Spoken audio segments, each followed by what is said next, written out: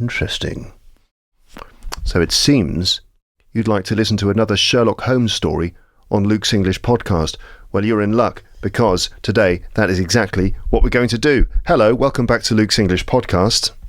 And yeah, it's time for another story on the podcast, because today I just would like to do another Sherlock Holmes story. That's just what I would like to do today, and I hope that that's what you would like to listen to as well. Today we're going to do a story called The Adventure of Silver Blaze, which is a Sherlock Holmes story written by Sir Arthur Conan Doyle, first published in 1892. So it's quite an old story, but I've adapted the text in this story. I've adapted it so it's all modern, up-to-date English, the kind of English that you can expect to be able to hear or use today. So don't worry, it's not old-fashioned English. It's a fairly old story, a classic old story, but with modern, up-to-date English, okay? So, The Adventure of Silver Blaze. The Silver Blaze in this story is actually a horse. It's a racehorse. So this is the story of the disappearance of a famous racehorse, and also there's a murder involved, a possible murder involved in the story as well. So, a racehorse and horse racing. Horse racing is actually a pretty big part of British culture and life, and Irish culture as well. There are regular horse races where horses ridden by jockeys, those are the people who ride horses. Horses being ridden by jockeys are ridden around a track, and lots of people watch horse racing either at the racing ground or on television. And also there's a lot of gambling involved. People bet money and try to win money by choosing the horse they think is going to win. And actually there's a lot of money involved. Often large sums of money are won and lost in these horse races. But it's a big tradition in the UK, and horses are bred and trained at stables, okay? And often these stables are owned by families who have been breeding and training horses for generations. So this is a very traditional part of our culture. It's a long tradition. The horses themselves are amazing. They are beautiful specimens, very athletic and incredible and very fast. And some of the horses that are bred and that are raced become major champions, winning lots of different cups and trophies and races and things like that.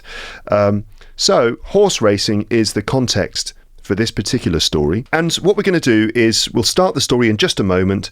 We're going to read through the story, and what I'd like you to do is to become a kind of detective yourself. In fact, you're going to be a sort of text detective for this story, meaning that you've got to pay close attention, listen carefully, and obviously try to follow the story, try to keep up with the details. Also notice and pick up bits of vocabulary as we go, and I'll be explaining various words and phrases which I think might be useful or important for you to help you understand the story. Try to notice the specific details of the case, speculate about what is going on, who is the suspect, what is the motive, their reason for committing the crime in this story. And I will explain as we go. So I'll read a section of the story and then I'll pause and I'll explain what has happened to make sure that you are following and keeping up, and that you pick up some bits of English from this. And this episode, this is going to take as long as it needs to take in order for me to be able to finish the story and cover all the details that I need to cover. Okay, it is a short story. The number of words is about 9,000 words, so that's typical for a short story.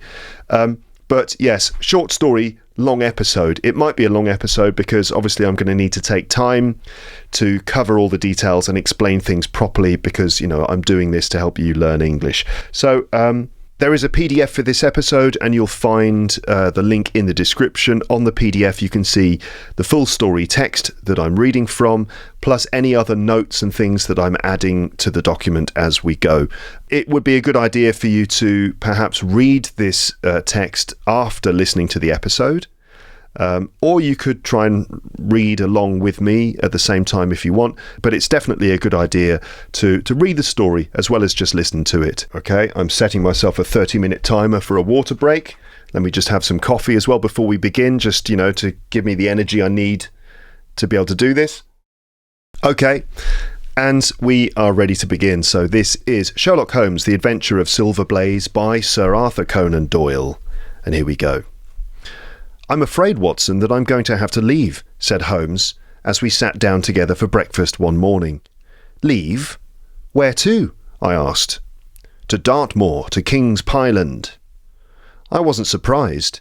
In fact, I'd been wondering why he hadn't already been involved in this extraordinary case, which everyone in England was talking about.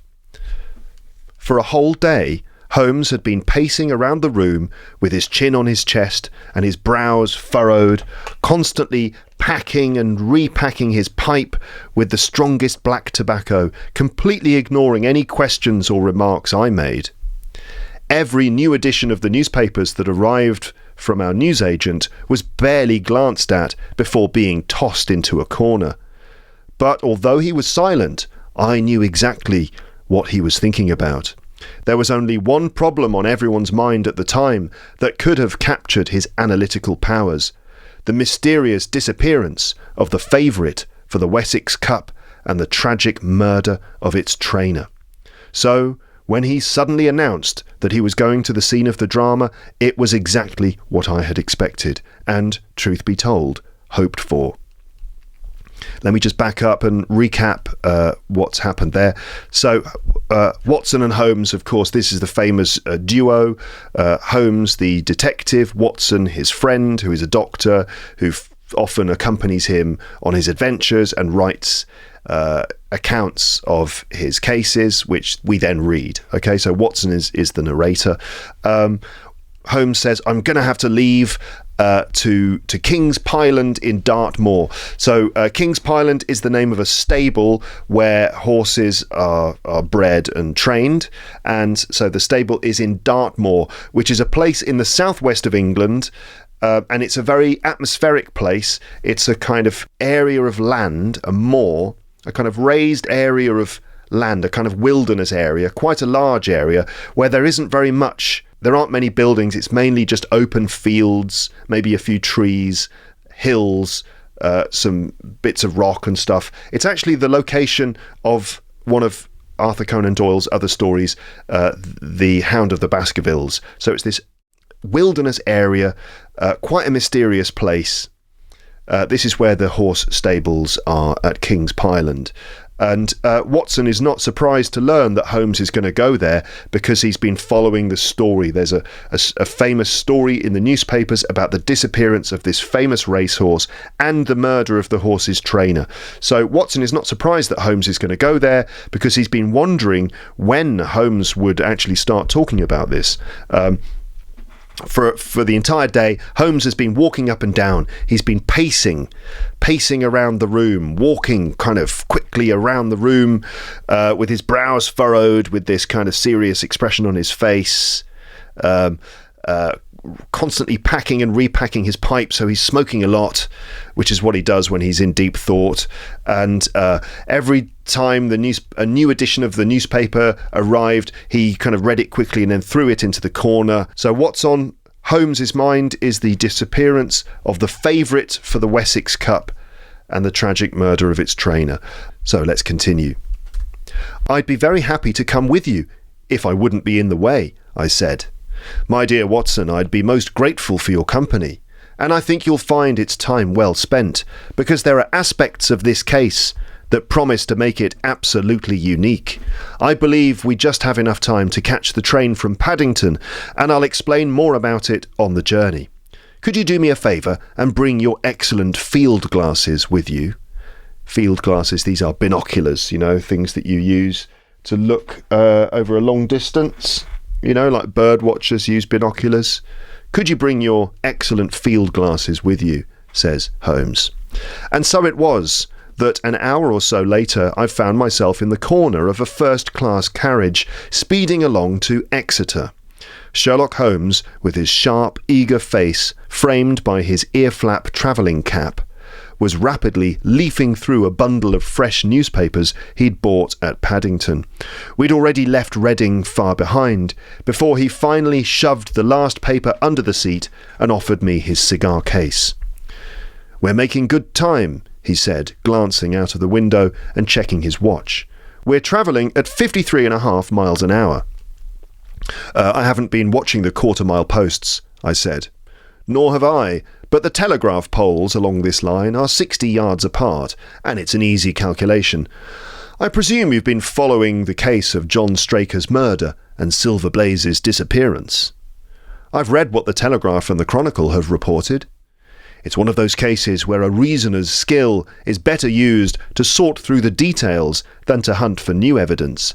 The tragedy has been so unusual, so complete, and so personally significant for so many people that we're drowning in speculation, guesswork, and theories.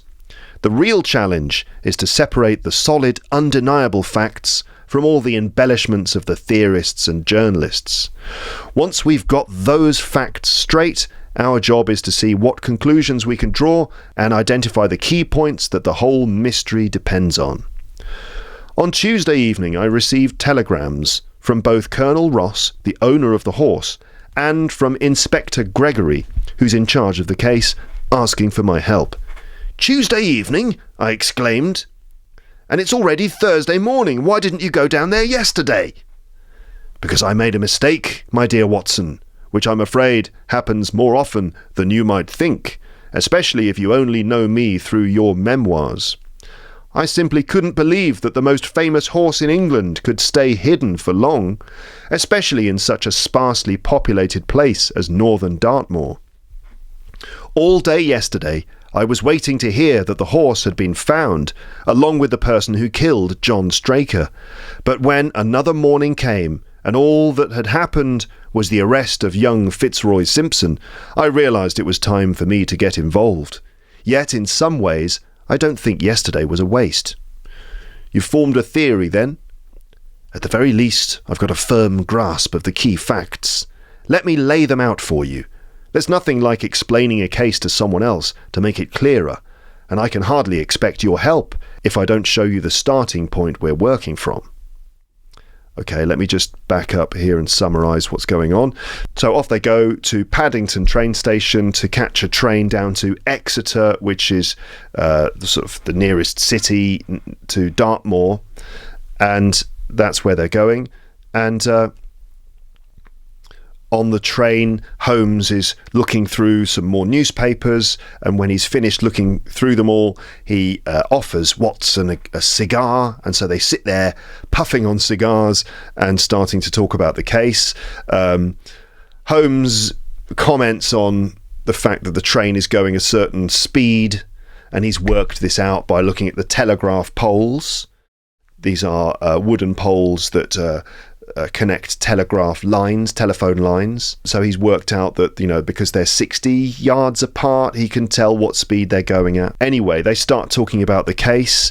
Holmes is saying that the best way to deal with the situation is for him to look at the details which are already available rather than going out hunting for new evidence at this stage. And what's important is that we can separate the actual facts of the case from the embellishments of journalists and other people who are retelling the story, because it's an important case for so many people, because obviously so much money is involved, because this horse is the favourite for this big race.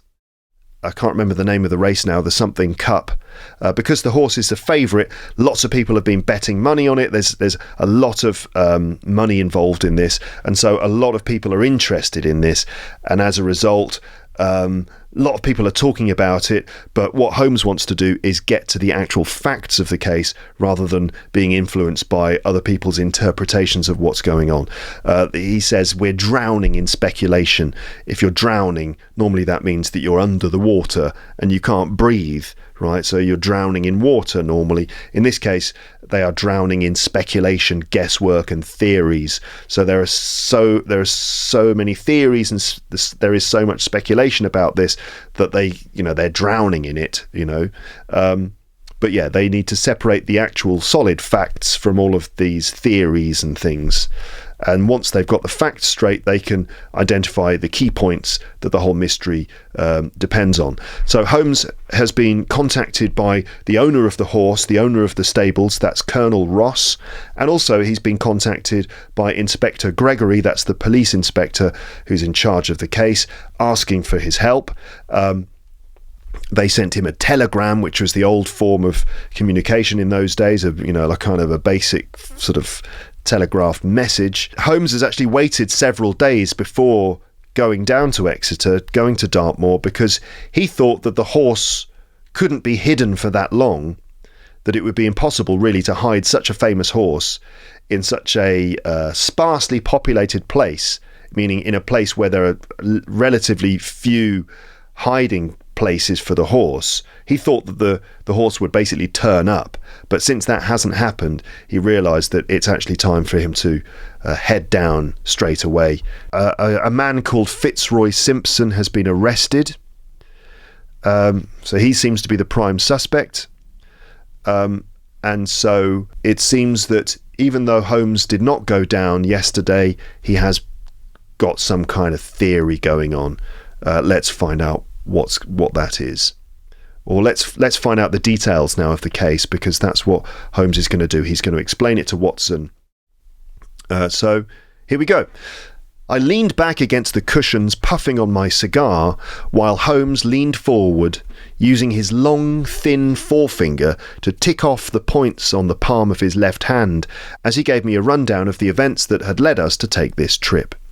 Silver Blaze, he said, comes from the Summaries bloodline and has as brilliant a track record as his famous ancestor. He's now 5 years old and has, one by one, brought home every racing prize to his lucky owner, Colonel Ross. Up until the disaster, he was the favourite for the Wessex Cup, with the odds 3-1 in his favour. He's always been hugely popular with racing fans, and he's never let them down, so even at those odds, people had bet huge amounts of money on him. It's clear, then, that there were plenty of people with a very strong interest in making sure Silver Blaze wasn't at the starting line next Tuesday. Of course, this fact was well understood at King's Pyland, where the Colonel's training stables are. Every possible precaution was taken to protect the favourite. The trainer, John Straker, was a retired jockey who'd ridden for Colonel Ross before he got too heavy to make weight. He had worked for the Colonel for 5 years as a jockey and then 7 as a trainer, and he'd always proved himself to be dedicated and honest. He had 3 stable boys under him because the training yard was quite small. One of these boys stayed up each night to guard the stables while the others slept in the loft. All 3 had excellent reputations. John Straker, who was married, lived in a small house about 200 yards from the stables. He had no children, just 1 maid, and was comfortably well off. The surrounding countryside is very remote, but about half a mile to the north there's a little cluster of houses built by a Tavistock contractor for invalids and others who want to enjoy the fresh Dartmoor air. Tavistock itself is 2 miles to the west, and across the moor, also about 2 miles away, is the larger training establishment of Mapleton, owned by Lord Backwater and managed by Silas Brown. In every other direction, the moor is an empty wilderness, inhabited only by a few wandering gypsies. That was the situation on Monday night when the disaster took place. That evening, the horses had been exercised and watered as usual, and the stables were locked up at 9 o'clock. 2 of the boys went up to the trainer's house to have supper in the kitchen, while the third, Ned Hunter, stayed on guard. A few minutes after 9, the maid, Edith Baxter, carried his supper down to the stables. It was a dish of curried mutton. She didn't take any drink for him, since there was a water tap in the stables, and the rule was that the boy on duty should drink nothing else. Edith carried a lantern with her because it was very dark and the path ran across the open moor. Edith Baxter was within 30 yards of the stables when a man appeared out of the darkness and called for her to stop. As he stepped into the yellow circle of the lantern light, she saw that he looked like a gentleman, dressed in a grey tweed suit with a cloth cap. He wore gaiters and carried a heavy stick with a knob on the end. But what really struck her was how pale his face was and how nervous he seemed. She thought he must have been a bit over 30. "Can you tell me where I am?" he asked. "I was almost about to sleep on the moor when I saw your lantern." "You're very close to the King's Pyland training stables," she said. "Oh really? What luck!" he said. "I understand there's a stable boy who sleeps there alone every night. That must be his supper you're carrying. Now I'm sure you wouldn't mind earning enough for a new dress, would you?" He took a small folded piece of white paper out of his waistcoat pocket. "Make sure the boy gets this tonight, and you'll have the prettiest dress money can buy." She was frightened by how intense he was and ran past him to the window she usually used to pass the meals through. It was already open, and Hunter was sitting at the small table inside. She had just started to tell him what had happened when the stranger came up again. "Good evening," he said, looking through the window. "I wanted to have a word with you." The girl later swore that as he spoke, she saw the corner of that small packet sticking out of his closed hand. "What business have you here?" the boy asked. "It's business that could put some money in your pocket," the stranger said. "You've got 2 horses in the Wessex Cup, Silver Blaze and Bayard. Give me the inside story and you won't regret it. Is it true that at the weights Bayard could beat Silver Blaze by 100 yards in 5 furlongs, and that the stable's actually betting on him?" "So you're one of those damned touts!" the boy shouted. "I'll show you how we deal with them at King's Pyland." He jumped up and ran across the stable to let loose the dog. The girl fled back to the house, but as she ran, she looked back and saw the stranger leaning through the window. A minute later, though, when Hunter ran out with the hound, the man was gone. Even though he searched all around the buildings, he couldn't find any trace of him. Right, okay, let's stop there. A lot of details, a lot of important details in the case. I hope that you're managing to keep up with this. I understand it's probably going to be difficult to keep up with every detail, but do your best, and hopefully these moments when I summarise will help you to understand what's going on. So let me give you a summary of the case so far. Quite a lot of important details at this point. So the victim or victims, there's Silver Blaze, of course, the horse, the 5-year-old prize-winning racehorse. It's disappeared. Its owner is Colonel Ross. Yes, the horse disappeared on Monday night, just before the Wessex Cup. So the Wessex Cup is due to happen in a few days, I understand. This is a big horse race, and Silver Blaze was the favourite to win the race, with odds of 3-1. In horse racing or in gambling, there are odds. These tell you, first of all, what the chances are of that horse winning, but also how much money you could win if you bet on the horse. And 3-1 basically means that if you put £1 on the horse, you'll win £3. So the odds are actually quite low, which means that there's a very good chance that this horse will win the race, which is why the odds are low, meaning that the amount of money that you will win if you bet on it is actually quite low. Because obviously another horse that probably won't win, if you bet money on that, let's say another horse that's got a 20-1, which has got odds of 20-1, for example, you could win a lot of money by betting on it, but the chances are it's not going to win, which is why the odds in that case are quite big. But odds of 3-1, suggests, yes, this horse is probably going to win. And if you bet, let's say £10, you would win £30. So that's what 3-1 means. John Straker was the trainer of Silver Blaze and other horses at the stable. he was murdered the same night as the horse's disappearance, and there is more information to come about that. Possible motives then for making Silver Blaze disappear.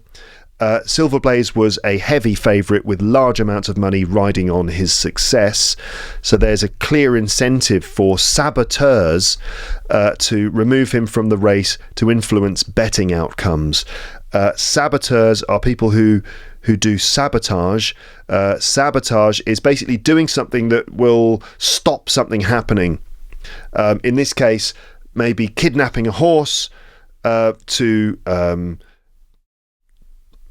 stop people winning money on it in a race. Other kinds of sabotage might be, I don't know, let's say there are rival podcasters who want to stop Luke's English podcast because they want, because they're fed up with people listening to it and they want people to listen to their podcast instead. And so they might sabotage Luke's English podcast. How would they do that? I don't know. Maybe they'd cut the cables of my microphone without me realizing, or they would switch off my internet connection somehow, or maybe even they'd kidnap me and stick me in the back of a van, put a bag over my head, and I don't know, put some duct tape over my mouth so I can't speak. That would be an example of sabotage, and the people who do that would be saboteurs. So, in this case, there's a clear incentive for saboteurs to sabotage Silver Blaze, removing him from the race, because it would influence betting outcomes, right? Yeah. And also there's a potential for bribery or foul play. There's a phrase that I explained recently in my episodes about expressions from Shakespeare. Foul play is one of those phrases that we got from the work of Shakespeare. Foul play is basically sort of criminal behaviour of some kind, right? In this case, some sort of criminal behaviour to benefit rival horses also racing, to benefit people who are betting who are betting on the race in some way. Bribery involves giving someone money to influence what they do. Typically, bribery involves giving money to the police or giving money to the authorities. For example, if you've been stopped by the police for speeding in your car, and the police officer says, can I see your driver's license, please? And you go, certainly, officer, there you go, there's my driver's license. And you also give them a £50 note, like that. There's let me just get it for you. And you give them the license, and there's a £50 note there as well. And you say, I'm sure everything's going to be fine, isn't it, officer? There you are. And the officer goes, yes, this seems to be fine. Everything seems to be in order. There you go. Carry on. Sorry for bothering you. Or the police officer says, excuse me, do you know that bribery is a summary offence, or bribery is a crime? Bribing a police officer is a very serious offence. I didn't know, it was just was there a £50 note there? Oh, I'm sorry, officer. No, there's my licence. So obviously bribery is a serious crime. Bribing a police officer, or in this case, bribing stable worker to give information about the horse that could help someone bet and win the bet, right? So, okay, bribery. And the murder, maybe Straker was murdered during the act of sabotage in some way, but we will see. What about the people involved? There's John Straker, the trainer. He was a former jockey. As I said before, jockeys are the people who ride the horses. Okay, we call them jockeys in races. Now he's a trainer for the stable owner, Colonel Ross. Straker was employed for 12 years by Ross, 5 years as a jockey, and then 7 years as a trainer. So he's been with Ross for quite a long time. He's apparently a respected person. He's married. He's childless, doesn't have any children. He lives only 200 yards from the stables. A yard is similar to a metre. It's slightly less than a metre in length. So that's what it's a sort of imperial form of measurement. So he lives not far from the stables, really just walking distance from the stables. He has one maid, that's a woman or girl who works for him. The stable boys, these are 3 boys which are employed to work at the stables, only 3 of them. Every night, one of the boys guards the stables, obviously there to protect them because these horses are very important and valuable. The other 2 sleep in the loft. They sleep in the on the top floor of the building. All of the boys have good reputations. None of them are suspicious. The boy that was on duty the night of this particular incident was Ned Hunter. This happens. The location is at King's Pyland Training Stables. There's a small yard with 4 horses, including Silver Blaze.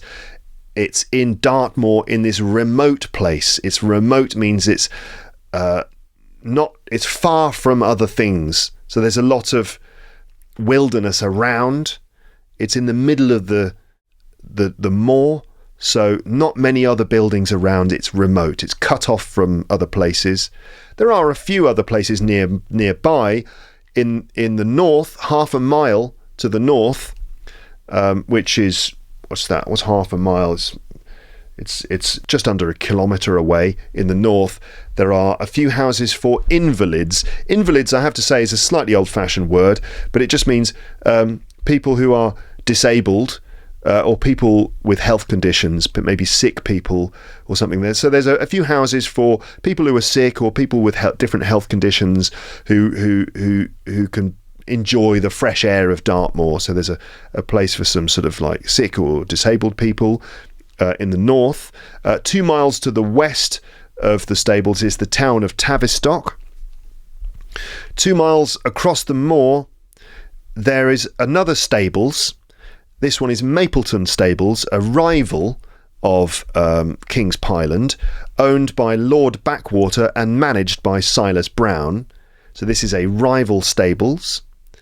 And then in terms of the rest of the moor, it's basically empty, open moorland, grass fields, with a few gypsies. These are travelling people who stay on the land, camping in their tents or in their caravans. Okay, in terms of a timeline of the events so far, that's my alarm for water there. In terms of a timeline for events, 9:00 p.m. the horses were exercised and watered. The stables were then locked. 2 boys went to Straker's house for supper. That's basically like a late dinner. Ned Hunter, the 3rd boy, stayed to guard the stables. Edith Baxter, that's the maid, she brought supper to Hunter. She brought him his dinner, his supper. It was curried mutton, which is basically like sheep, curried sheep. Sheep meat is known as mutton. Lamb is young sheep. Mutton is adult sheep meat. Okay, and no drink as per the rules. The rules are that the boys on duty are not allowed to drink anything but water. For understandable reasons. We don't want them drinking beer or something and getting drunk because they've got to look after the stables. There's water available at the stables and that's what they drink. So a dish of curried mutton and water available at the stables. Edith also carried a lantern, a light across the dark moor. She had to walk across the moor to go from the house to the stables. Okay, 200 yards. So the incident, so within 30 yards of the stable, so just as she was approaching the stable, a man emerged from the darkness, came out of the darkness and stopped Edith, the maid. The description of him is that he had a gentlemanly appearance, so he was kind of well dressed, fairly smartly dressed in a suit, a tweed suit. Tweed is normally the kind of material that a gentleman might wear if he's in the countryside, kind of like a brown, rough wool or cotton suit, a cloth cap, and gaiters. Gaiters are sort of things that cover the lower part of your leg. They're like waterproof covers that go from the shoes up until the knees. So he's dressed in a way that would be suitable for walking in the countryside. And he carried a knobbed stick. This is a walking stick with a knob on the top. That's like a large wooden top. Okay, a large round wooden top. A stick with a knob on it, which you can imagine could be used as a weapon, you know. He had a pale face, which I suppose is considered to be suspicious. You know, if someone looks pale, you just think, what's wrong with them? And a nervous manner, so he was kind of like intense and seemed a bit nervous. His estimated age was early 30s. And he asked for directions. It seemed to be pretending to be lost. And then the maid confirmed that he was near King's Pyland, so she confirmed his proximity to King's Pyland. And then he attempted to bribe Edith, it seems. Yeah, he attempted to bribe her to give Hunter a folded piece of white paper. So he was basically saying, give this paper to the stable boy, and if you do that, you'll have the prettiest dress money can buy. So he's trying to bribe her, saying that if you do this, I'll give you money that you can spend on a really nice dress. So he's trying to bribe her to do it. She was alarmed, you know, like, huh, who's this man? And refused and said no, and she ran to the stable. Then the stranger appeared at the stable window. This is the window that she normally uses to pass the food into the stable. He appeared at the window and tried to bribe Hunter, the stable boy. He asked about Silver Blaze and another horse called Bayard, and suggested inside knowledge about betting on Bayard and performance comparison. So he started talking about, is it true that Bayard is faster than Silver Blaze, and that actually the stable is betting on Bayard? Is this true? So he's trying to get inside information. And he implied that large sums of money could be made. So he suggested that if the stable boy gives him this inside information, that he will give him lots of money. So it's sort of suspicious behaviour, trying to get information about the horse. Hunter reacted angrily, identifying him as a tout. A tout is a person who will trade information about a horse race. Right, they'll give tips, they'll give advice to people betting on horses, in exchange they want money. Okay, so they'll say, I've got some information about Silver Blaze in this race. I've got some inside information. I'll let you know, but you've got to give me a share of the winnings. That's a tout, a kind of dodgy, suspicious person who's involved in unfair behaviour, sharing inside information in order to help people bet, and they want to get money as in return. And you know, the respectable people who run the horse races don't like touts because it's kind of like borderline criminal behaviour, and it also messes with the whole betting system that's going on. So Hunter identified him as a tout and told him to go away. He tried to unleash the dog, the hound, right, to chase him away. Edith ran away. She fled. She ran away. And then as she looked back, she saw the man leaning through the window as she ran. So what was he doing leaning through the window? Then moments later, Hunter, the stable boy, came out with the dog. He emerged with the dog, but the stranger had vanished. He'd gone. And no trace of him was found after searching the premises. Nothing at all. Okay, so this is a bit odd, isn't it? The same night that the horse disappeared, this character turned up, being suspicious, trying to bribe people at the stables, and apparently looking for inside information about the horse race. And he also leaned through the window at one point. What was he doing? Okay, let's continue. Actually, wait, before we do that, let me drink some water from a non-plastic receptacle. Cheers. Okay, fully hydrated. Let's continue. One moment, I said, when the stable boy ran out with the dog, did he leave the door unlocked behind him? Excellent, Watson, excellent, my friend murmured. That point struck me as being so important that I sent a special telegram to Dartmoor yesterday to clear it up. The boy locked the door before he left, and I should add that the window was too small for a man to get through. Hunter waited until the other stable boys returned, and then he sent a message to the trainer to tell him what had happened. Straker was alarmed by the news. although it doesn't seem like he fully understood how serious it was. Still, it left him clearly uneasy, and at 1 a.m, Mrs. Straker woke up to find him getting dressed. When she asked him why, he said he couldn't sleep because he was worried about the horses, and that he was going to walk down to the stables to check that everything was all right. She begged him to stay home because she could hear the rain pattering against the window, but despite her pleas, he put on his large raincoat and left the house. Mrs. Straker woke up at 7 a.m. to find that her husband hadn't come back. She quickly dressed, called the maid, and hurried to the stables.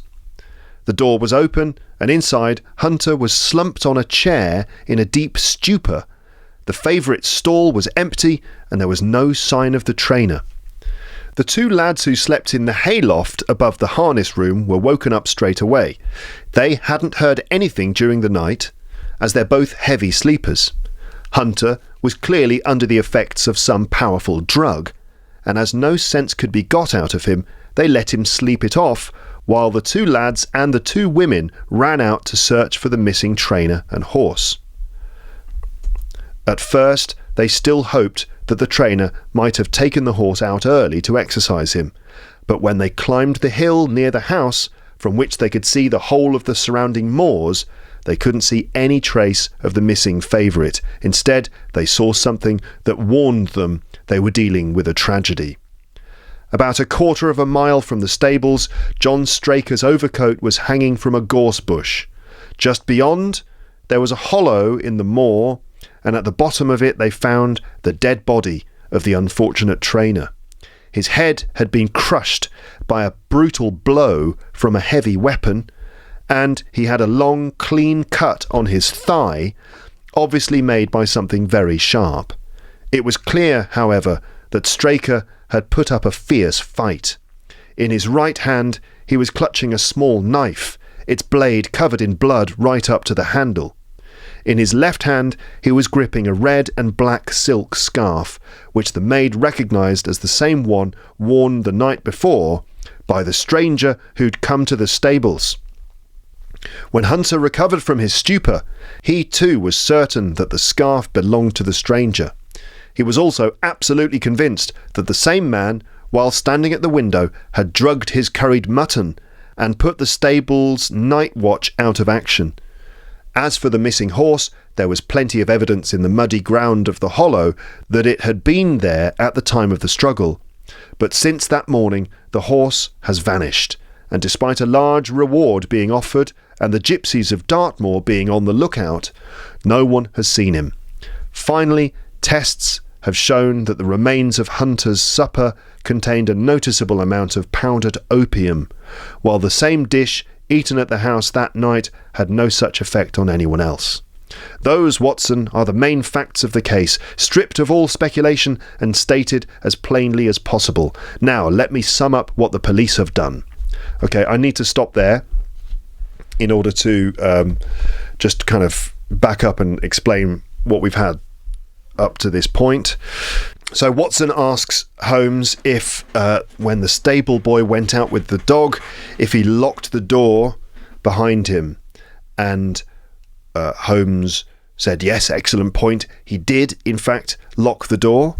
And also the window was too small for a man to get through. So the door was locked and no one could get through the window. So apparently this suspicious man probably didn't go into the building. Right. Hunter, the stable boy, waited until the other stable boys returned, and then he sent a message to the trainer.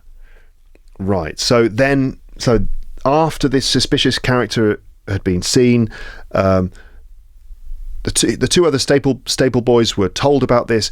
Straker, the trainer, was told. He seemed very alarmed, although he didn't seem to understand how serious it really was, but he seemed to be uneasy, anxious about this. His wife, Mrs. Straker, woke up at 1 o'clock in the morning, seeing her husband getting dressed. She asked him what he was doing. He said he was worried about the horses and that he was going to go down to the stables to check on them. She wanted him to stay at home because she could hear that it was raining outside. She said, please, please, please don't go out. But despite this, he still put on his large raincoat and left the house. Then at 7 o'clock in the morning, the next day, she woke up to see that her husband had not come back. So he wasn't in the house. She quickly got dressed, called the maid, hurried to the stables. In the stables, they saw that the door was open. Hunter, the stable boy, was slumped on a chair in a deep stupor. So he was like slumped over, meaning not sitting up straight, but kind of as if, if you fall asleep in a chair, you might be slumped over.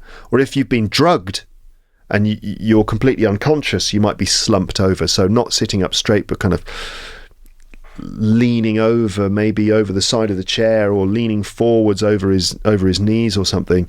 Clearly he'd been drugged in some way and was completely unconscious. The stall where Silver Blaze was kept was empty, the horse was gone, and the trainer, Straker, was also gone. The two lads who slept above, in the room above, hadn't noticed anything because they normally sleep very heavily, so they hadn't noticed anything, so they have no evidence to give. Hunter obviously had been drugged. The two other lads and the two women, so that's the maid and the wife, go out to look for the horse and look for the trainer.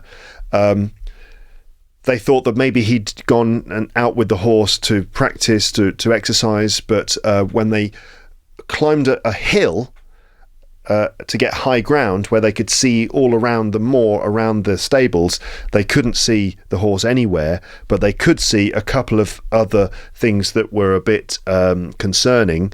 About a quarter of a mile away, they saw John Straker's coat hanging from a bush, so hanging from a kind of low tree. They could see his coat hanging there. And just beyond that, there was a hollow in the moor. So that's like a dip in the ground, a low area of the ground. Okay. And at the bottom of that dip, they found Straker's dead body. His head had been crushed by a brutal blow from a heavy weapon. So he had a bad head injury. It had been crushed, meaning it had been like broken by a heavy weapon of some kind. Could that be the stick with the knob, that big wooden knob on the end of that man's stick? Could it be that? That sort of seems to be the logical conclusion there. So his head had been badly crushed by a heavy weapon. He also had a long, clean cut on his thigh, as if his thigh, that's the upper part of his leg, had been cut by a knife. So, but Straker clearly had put up a fight. So he'd been. It seems that he'd been involved in some kind of fight. In his right hand, he had a small knife. The blade was covered in blood, completely covered in blood. This small knife, and in his other hand, he had a red and black silk scarf, which everyone, the boy and the maid, confirmed belonged to the stranger who had turned up earlier that night, this scarf. So Straker, the dead trainer, had this in his hand. Okay. Yeah, it turns out that the stable boy, Hunter, his food had been drugged with opium, which is why he passed out. So somebody put opium in his food.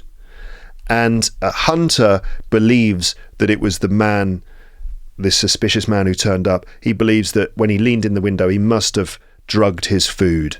The other food, the same food that was eaten in the house that evening, had no opium in it, and no one else experienced the same symptoms. So those are all the main facts. And now Holmes is going to summarise what the police have done. Okay, so here we go. Inspector Gregory, who's in charge of the case, is an extremely capable officer. If only he had a bit more imagination, he could go far in his career.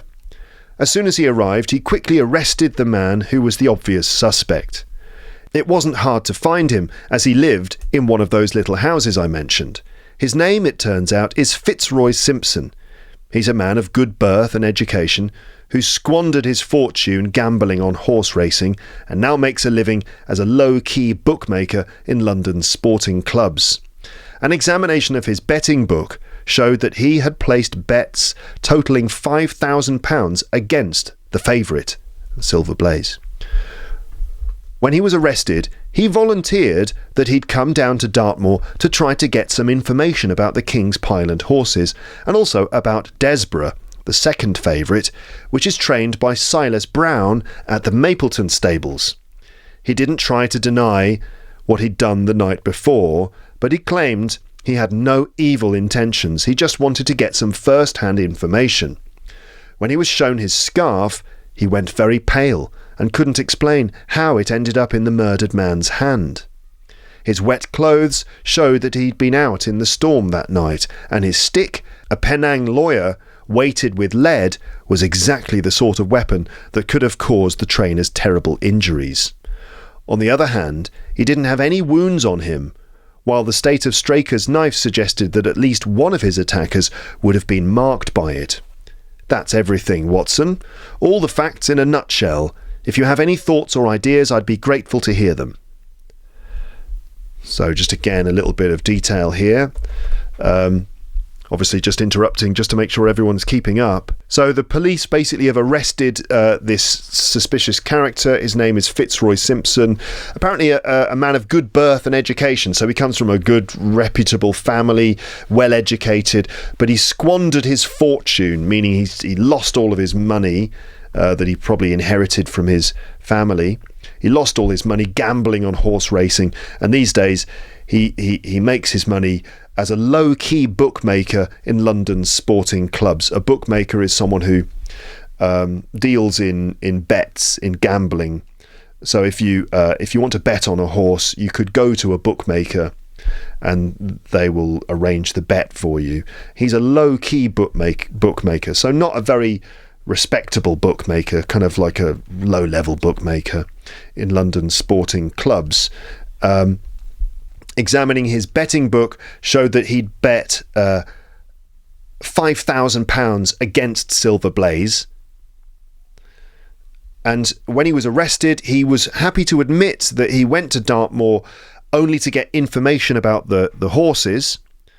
He wanted to get information about Silver Blaze, but also he wanted to get information about a horse from the other stable, which was across the moor, run by Silas Brown, Mapleton stables. He also wanted to get information there. He didn't deny what he'd done the night before, visiting the stables, trying to bribe people, trying to get information. He was willing to admit that, but he said he had no evil intentions. He just wanted information. When he was shown the scarf, which Straker, the dead trainer, had in his hand, he went very pale, so the colour went out of his face, and he couldn't explain how this ended up in the murdered man's hand. He was like, I don't know how he got that. His clothes were wet, which showed that he'd been in the storm. He'd been out in the storm the previous night, and his stick, a Penang lawyer, I suppose that's a certain type of walking stick. The wooden knob on the top was weighted with lead. So it was lead is that heavy metal. So the top of the stick was very heavy, and he's exactly the sort of weapon that could have caused the head injury. But he didn't have any injuries on his body at all. And the fact that Straker's knife was covered in blood suggests that one of his attackers must have been cut by the knife, but Simpson has got no marks on his body at all. So there you go. Those are the facts in a nutshell. Let's continue. I listened with great interest to Holmes's clear and methodical account. Although I already knew most of the facts, I hadn't really understood their true significance or how they all connected. Isn't it possible, I suggested, that the cut on Straker's thigh could have been caused by his own knife in a fit of convulsive movements after the blow to his head. It's not just possible, it's actually likely, said Holmes. In that case, one of the strongest arguments against the accused disappears. And yet, I said, even now I can't see what theory the police are working with. I'm afraid that any theory we come up with is going to have some serious problems, Holmes replied. The police, as I understand it, believe that this Fitzroy Simpson drugged the boy and somehow got hold of a duplicate key to open the stable door and take the horse out, planning to kidnap him altogether. The bridle is missing, so Simpson must have put it on the horse. Then, having left the door open behind him, he was leading the horse away across the moor when he either met or was caught up by the trainer. Naturally, a fight broke out. Simpson then killed Straker by beating his head in with his heavy stick without receiving any injury himself from the small knife Straker used in self-defence. After that, the thief either led the horse away to some secret hiding place or else it bolted during the struggle and has been wandering the moors ever since. That's how the police see it, and unlikely as it is, they think it's still more likely than any other explanation. However, I'll soon be able to test that theory when I'm actually at the scene, and until then, I don't see how we can take it much further. Okay, so this is the police's theory, okay?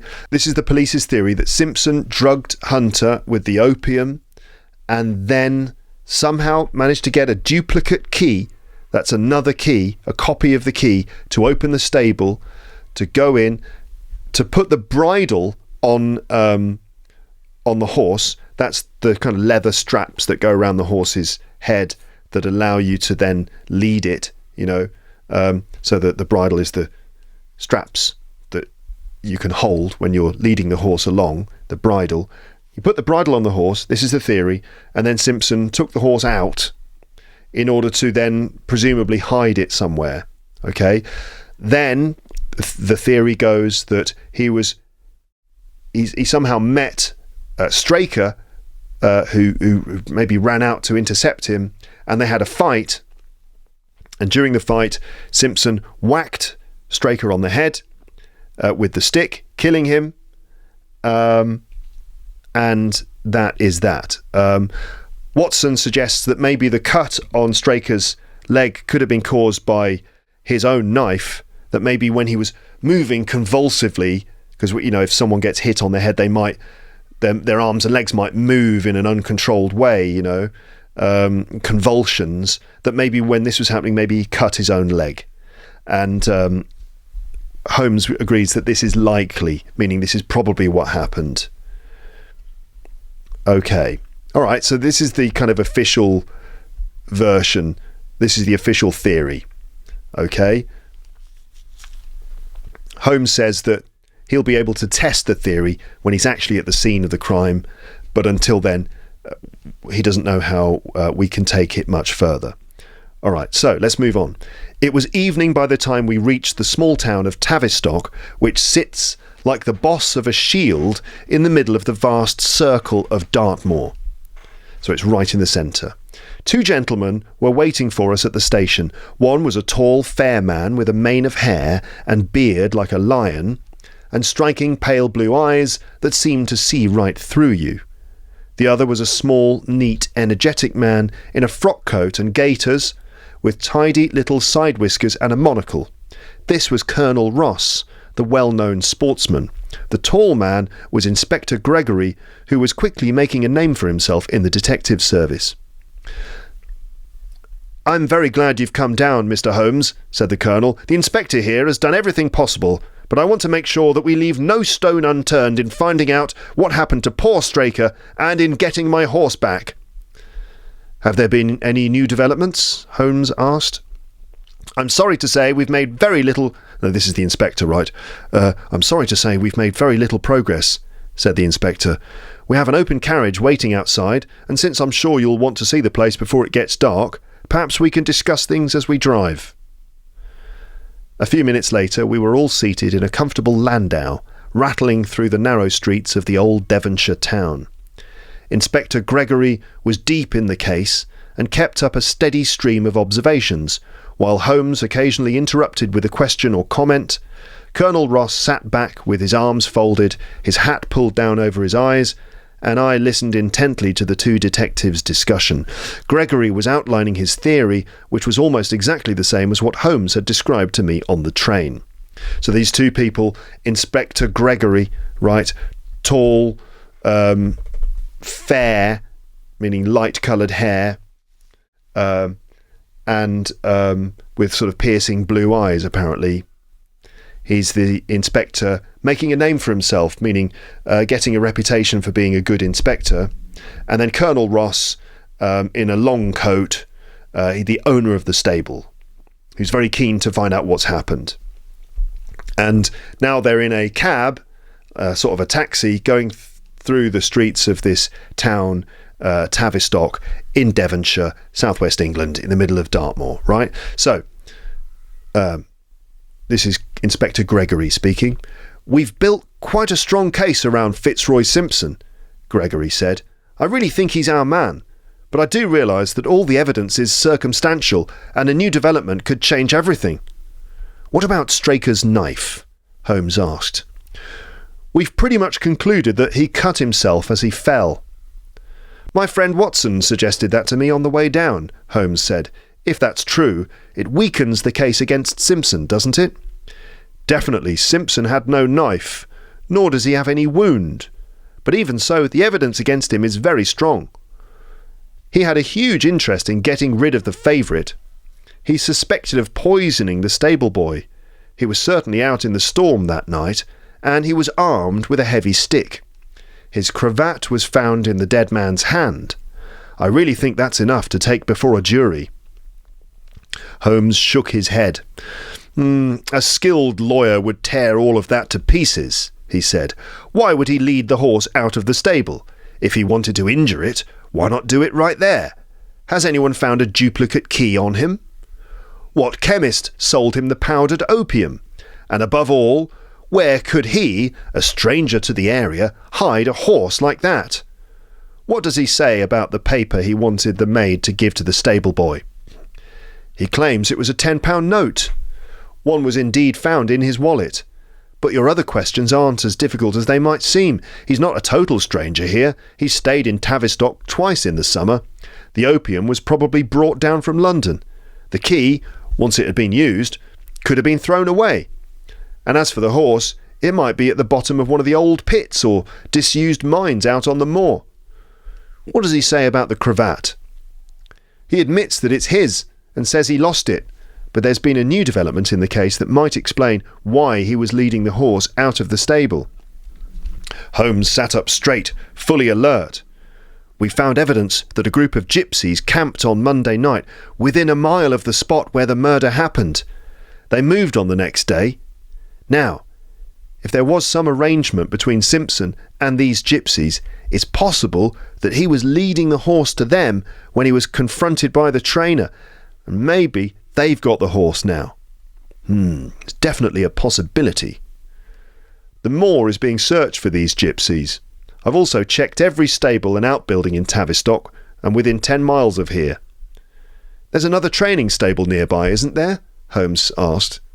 "Yes, and that's something we certainly can't ignore. Their horse, Desborough, was second favourite for the race, so they had a clear interest in seeing the favourite disappear. Silas Brown, the trainer there, was known to have bet heavily on the race, and he wasn't exactly a friend to poor Straker. We've searched their stables, though, and found nothing to connect them to this affair. And nothing linking Simpson to the Mapleton stables either?" "Nothing at all." Holmes leaned back in the carriage, and the conversation stopped. A few minutes later, our driver pulled up in front of a neat little red brick house with overhanging eaves. A long grey tiled outbuilding stood across a paddock behind it. In every other direction, the gentle curves of the moor stretched away to the horizon, bronze-coloured from the dying ferns, broken only by the spires of Tavistock and a cluster of houses in the west that marked the Mapleton stables. We all climbed out of the carriage except Holmes. He continued to lean back, eyes fixed on the sky, completely lost in thought. I had to touch his arm to get his attention. He started violently, and stepped down from the carriage. "Sorry," he said to Colonel Ross, who looked at him in surprise. "I was daydreaming." There was a spark in his eyes and a suppressed excitement in his manner that convinced me, knowing him as well as I did, that he was on the verge of discovering something, though I had no idea what it might be. Right, let's just stop there. How are you doing, listeners? Are you managing to keep up with all of this? As I keep saying, I'm sure there are times when you perhaps don't understand the details, but, hopefully you're able to just keep going and sort of piece it together. That's the idea, right? Just sort of work out what's going on. Do you have any kind of theory as to what's happened? So it's, obviously the police are pretty convinced that it's this Simpson guy who's done this. And so, they've got this case around Simpson, although a lot of the evidence is circumstantial, meaning that they don't have clear evidence to prosecute him. A lot of it just seems to be kind of coincidental, without clear motives or things like that. The police believe that Straker cut himself with the knife when he fell, but this doesn't help their case against Simpson, because if Straker cut himself with the knife, then, that's not evidence towards Simpson doing something. Gregory, the police officer, mentions the evidence against Simpson, including the fact that he's suspected of poisoning the boy, that he was definitely out in the storm that night, that he had a heavy stick, that his scarf, his cravat, was found in the dead man's hand, and the police officer thinks this is enough to take him before a jury. This is enough to bring him to court and prosecute him in front of a jury. He thinks that would be enough information to probably result in a guilty verdict, but Holmes is not convinced. He thinks a good lawyer, a skilled lawyer, would tear all of that to pieces. He would rip that to pieces, meaning a good lawyer would be able to take that case and break it completely, break it up into little pieces, rip it up, that essentially find ways to argue that that evidence is meaningless and it's not enough to prosecute him, right? A good lawyer would convince the jury that the person's not really guilty. And questions, why would he lead the horse out of the stable? If he wanted to injure it, he could have done it there. No one has found a duplicate key, although the police officer thinks that maybe he could have thrown the key away. Where did he get the opium? There's quite a lot of doubt involved. The money that the paper that Simpson was trying to give seems to have been a £10 note. Okay, maybe they don't know about what he could have done with the horse, but then there's new information, right? There's new information, and the new information is that the gypsies apparently camped quite close to the stables on that night. And this suggests to Gregory, is his name Gregory, the police officer? I think so. This suggests to Gregory that maybe Simpson had an agreement with the gypsies, these travelling people who, move around and camp in different places.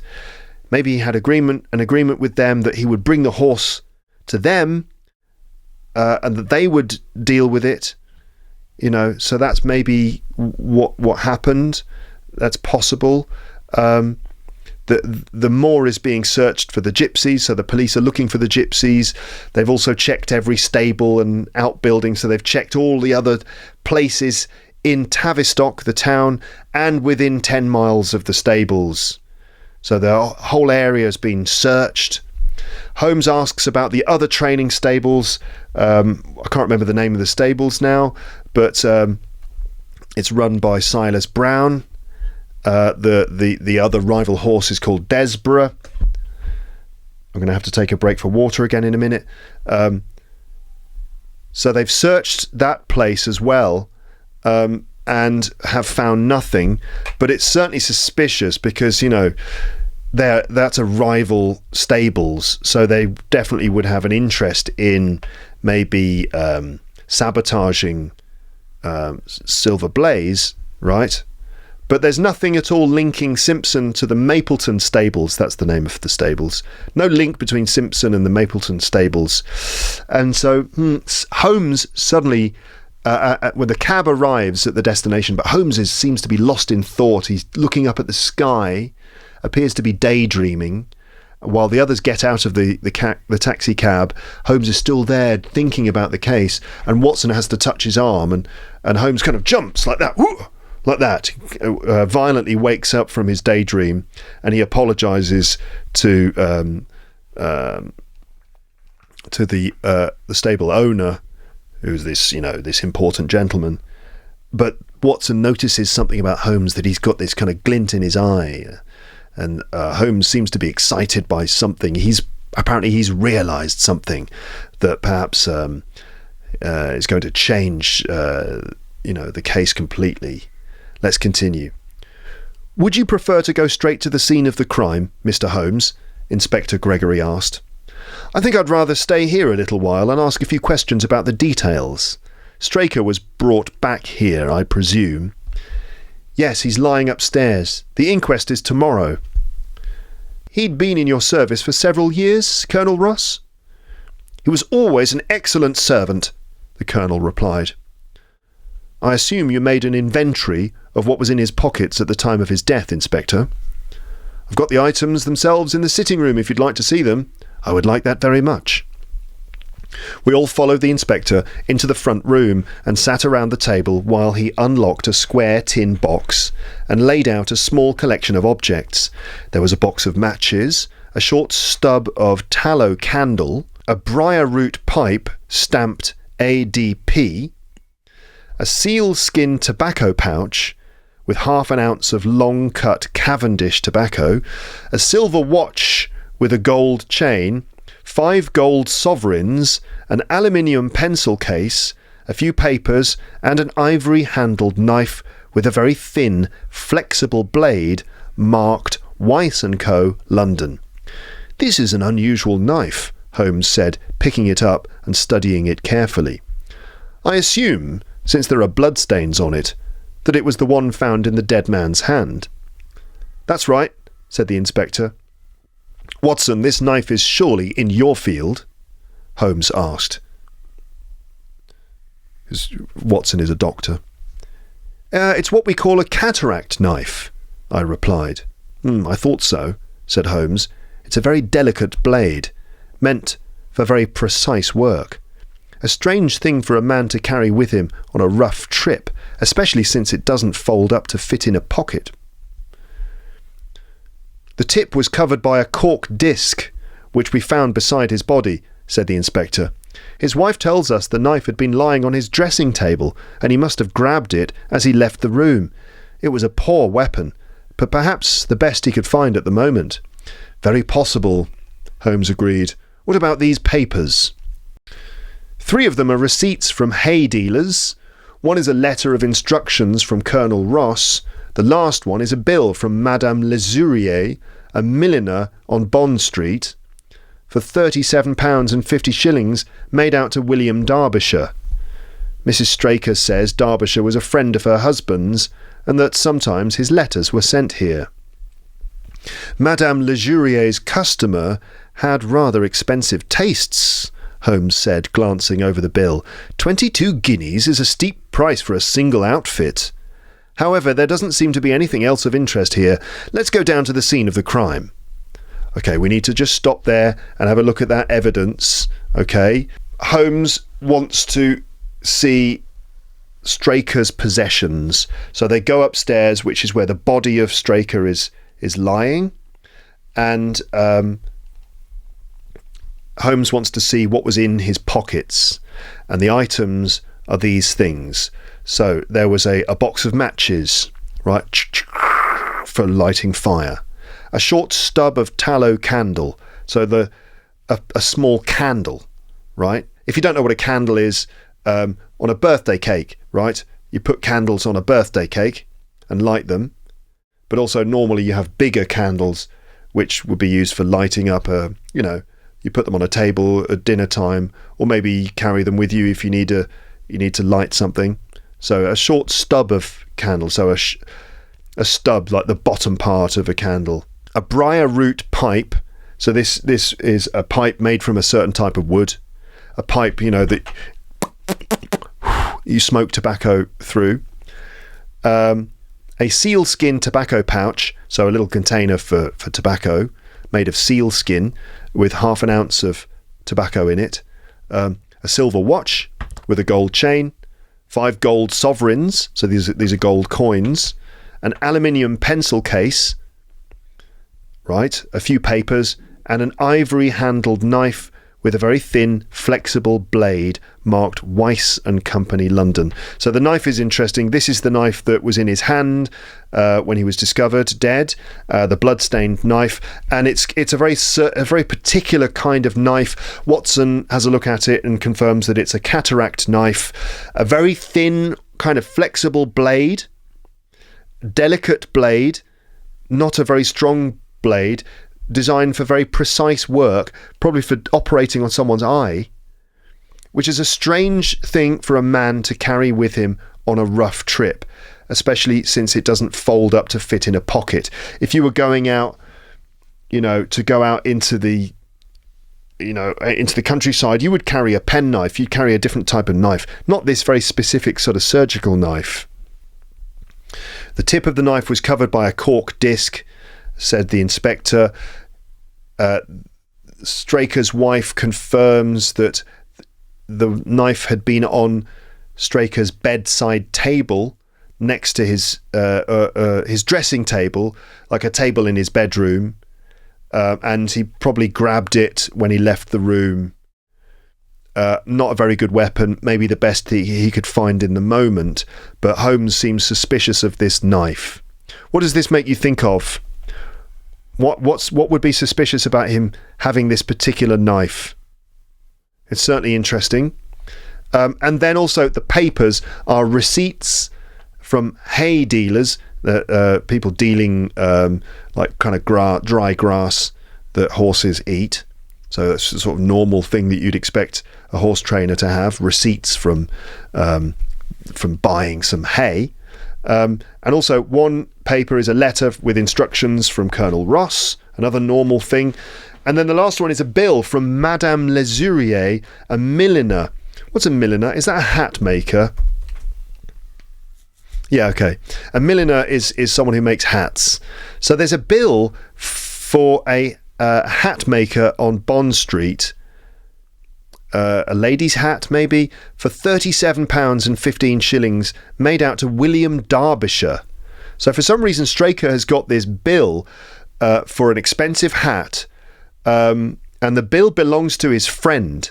Is it a bill or a receipt? It's a bill, an invoice sort of thing for an expensive hat from Straker's friend. It's a bit odd that this William Derbyshire apparently is buying an expensive hat, and the receipts. Sometimes Straker sometimes his friend sends letters to Straker for some reason, but that's a bit odd. Holmes remarks that the hat is very expensive, very very expensive price for a single item of clothing. Okay, I wonder what that means. But who is this William Derbyshire, and why does he send letters to Straker? Why would Straker have this bill for an expensive hat in his pocket belonging to someone else? I don't know. Let's now investigate the scene of the crime and continue the story. Here we go. As we stepped out of the sitting room, a woman who'd been waiting in the hallway took a step forward and placed her hand on the inspector's sleeve. Her face was thin and haunted, showing clear signs of recent horror.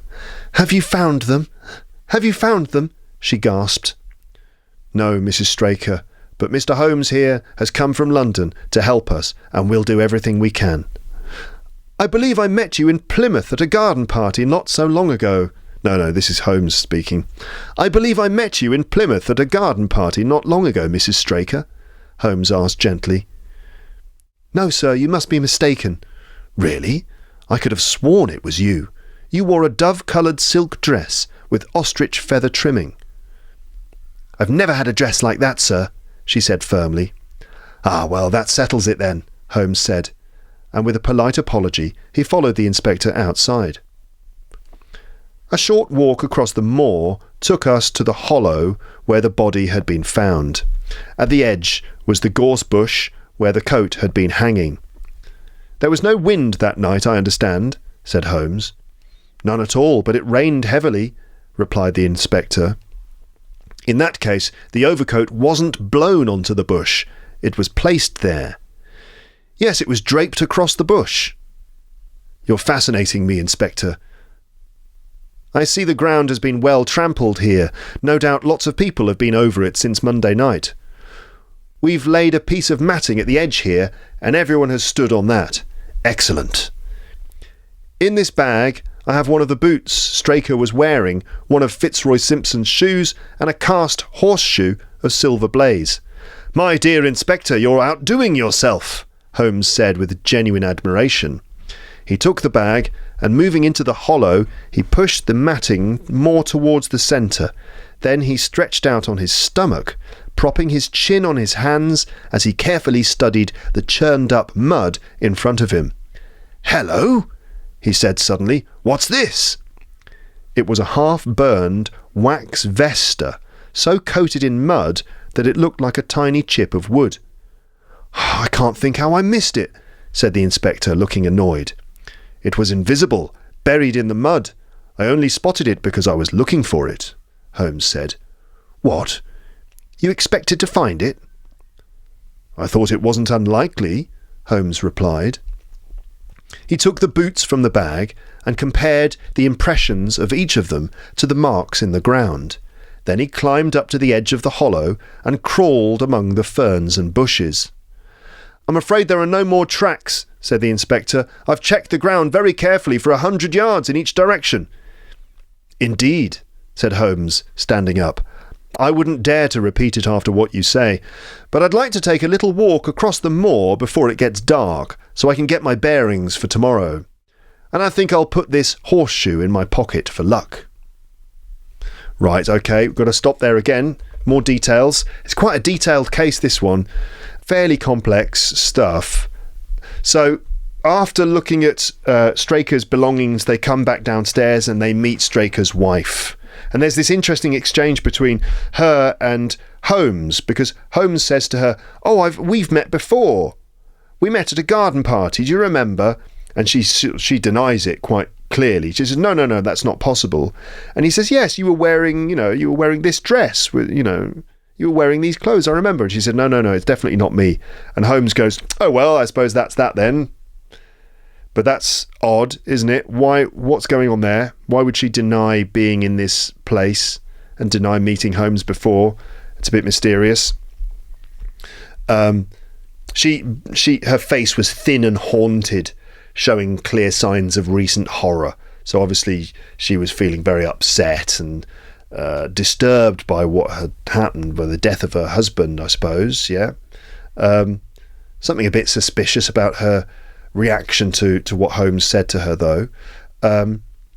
Then they go out across the moor to look at this hollow, this low area of ground, this dip in the ground where the body was found. At the edge was the gorse bush where the coat had been hanging, and Holmes and the inspector confirmed that the coat was put there on purpose. The wind didn't take it and throw it into the bush, but it was put there. So Straker must have taken it off, I suppose, and put it there himself. That seems to be what is being suggested. Then Holmes wants to investigate the ground. He asked, and the inspector is quite impressive, or at least Holmes is impressed by the inspector because he's taken steps to protect the ground and investigate it quite carefully. So he hasn't let people walk all over it. They've been using a mat on the floor and standing on that so as not to destroy the evidence on the ground of footprints. And a few other things as well. He kind of brought one of Straker's boots and one of Simpson's boots so they could compare the soles of the boots with the impressions on the ground, the footprints, and also a horseshoe, one of Silver Blaze's horseshoes, so they could compare the impressions of the horse's shoes on the ground with a real horseshoe and make comparisons, and Holmes is impressed. Holmes goes on the ground and looks very closely at the floor, and he finds something. He finds, what is it? In the mud, in the brown earth on the ground, he finds a half-burned wax vesta. What is a vesta? So apparently a vesta is a kind of like a match, a wooden, I guess like a large match. So remember, a match is a wooden thing that you use to start a fire. They come in boxes. They can write matches. So a vesta is a kind of a large match. And so Holmes found this wax vesta. I suppose it's like a match with wax on it or something. He found this in the ground. And Holmes expected to find it for some reason, this little chip of wood in the ground. He somehow expected to find it. Okay, so that's that, right? So he's investigated the ground, and Watson keeps the horseshoe in his pocket for good luck. He wants to investigate more the next day. Okay, listeners, how are you doing? It's turning into quite a long episode because it's quite a detailed case, quite a long story, a long short story. But that's okay, isn't it? So I hope that you're curious. What do you think is going on? I mean, you've got suspicious people all around. The wife is a bit suspicious. Why was she kind of like being a bit shady? And obviously Simpson is suspicious, although it seems that maybe he was just interested in getting information about the horses, or was he involved in the crime? What about the gypsies? All sorts of weird things going on. What about this thing that Holmes found in the ground, this little piece of wood that apparently was used as a match? Is that related to the candle that Straker had in his pocket? There's also that invoice for the hat, which belongs to a friend of his, but it's very expensive. Money involved there, which is always a bit suspicious in these sorts of cases. What's going on? I'm going to have another drink of water, and then we're going to continue. Let's continue then. It's turning into quite a long episode, this one. But like I said earlier, it's just going to take as long as it needs to take for me to tell you the story, but also do my regular summaries. And I think the summaries are actually important because I know that probably for some of you listening, you could probably just happily listen to the whole story without any interruptions. But I know that for a lot of people listening, the summaries and explanations are actually important and useful, right? So anyway, let's carry on with the next part, and here we go. Colonel Ross, who'd shown signs of impatience at my friend's calm, methodical approach, glanced at his watch. "Inspector, would you come back with me? There are a few things I'd like to ask your advice about, especially whether we should withdraw our horse's name from the cup." "Certainly not," said Holmes firmly. "I'd let the name stand." The Colonel gave a polite bow. "I'm very glad to have your opinion, sir," he said. "We'll be at poor Straker's house when you've finished your walk, and then we can drive together into Tavistock." He left with the inspector while Holmes and I walked across the moor. The sun was sinking behind the Mapleton stables, and the long slope in front of us was tinged with gold, deepening into rich, muddy browns where the dying ferns and brambles caught the evening light. But Holmes didn't even notice the beauty of the scene. He was lost in deep thought. "It's like this, Watson," he said at last. "We can put aside for now the question of who killed John Straker. Let's focus on what became of the horse. Now, suppose he broke free during or after the struggle. Where would he go? Horses are social animals. Left to himself, his instinct would be to return to King's Pyland or go over to Mapleton. Why would he just wander off into the wild moor? Someone would surely have seen him by now. And why would the gypsies steal him? They always clear out when there's trouble. They don't want to be chased by the police. They couldn't sell a horse like this, and they'd be taking a huge risk for no gain. That's clear, right?" "Yes, but where is he then?" I asked. "I've already said he must have gone to either King's Pyland or Mapleton. We know he isn't at King's Pyland. So he's at Mapleton. Let's take that as our starting point and see where it leads us. This part of the moor, as the inspector said, is hard and dry, but it slopes down towards Mapleton, and you can see from here that there's a long hollow over there. It must have been very wet on Monday night. If our idea is right, the horse must have crossed that hollow, and that's where we'll find his tracks. We'd been walking briskly as we talked, and a few minutes later we reached the hollow. At Holmes's suggestion, I went down the bank to the right while he took the left. I hadn't gone 50 paces when I heard him shout and saw him waving. The track of a horse was clear in the soft earth in front of him, and the horseshoe he had in his pocket fit perfectly. "See the value of imagination?" said Holmes. "That's exactly what Gregory is missing. We imagined what might have happened, acted on the idea, and here's the proof. Let's keep going." We crossed the marshy bottom and over about a quarter of a mile of dry, hard turf. Then the ground sloped again, and we found the tracks once more. We lost them for half a mile, but picked them up again very close to Mapleton. Holmes saw them first, and he pointed at them with a look of triumph. There was a man's footprint alongside the horse's. "The horse was alone before," I exclaimed. "Exactly, it was alone at first. But look, what's this?" The double track suddenly turned sharply and headed in the direction of King's Pyland. Holmes gave a low whistle, and we both followed the trail. His eyes were fixed on the tracks, but I happened to glance to one side, and to my surprise, I saw the same tracks coming back in the opposite direction. "One for you, Watson," said Holmes when I pointed it out. "You've saved us a long walk that would have just brought us back here anyway. Let's follow the track back." We didn't have far to go. The trail ended at the paved asphalt path that led up to the gates of the Mapleton stables. As we got closer, a groom came out to meet us. "No loitering round here," he said firmly. "I just wanted to ask a question," said Holmes, with his thumb and finger in his waistcoat pocket. Okay, we're going to stop there because this thing about the tracks, the horse's tracks, is worth clarifying. So, still at the scene of the crime, out on the moor, Colonel Ross and the inspector go back to the stables or whatever, back to the house, and leave Watson and Holmes out on the moor, still there. Holmes has got the horseshoe, and Holmes says that he thinks they don't need to worry about who it was who killed Straker. They don't need to worry about that at this point, which seems to suggest that maybe Holmes has worked out who it was. But anyway, he says, let's not worry about who actually killed Straker. Let's think about where the horse is.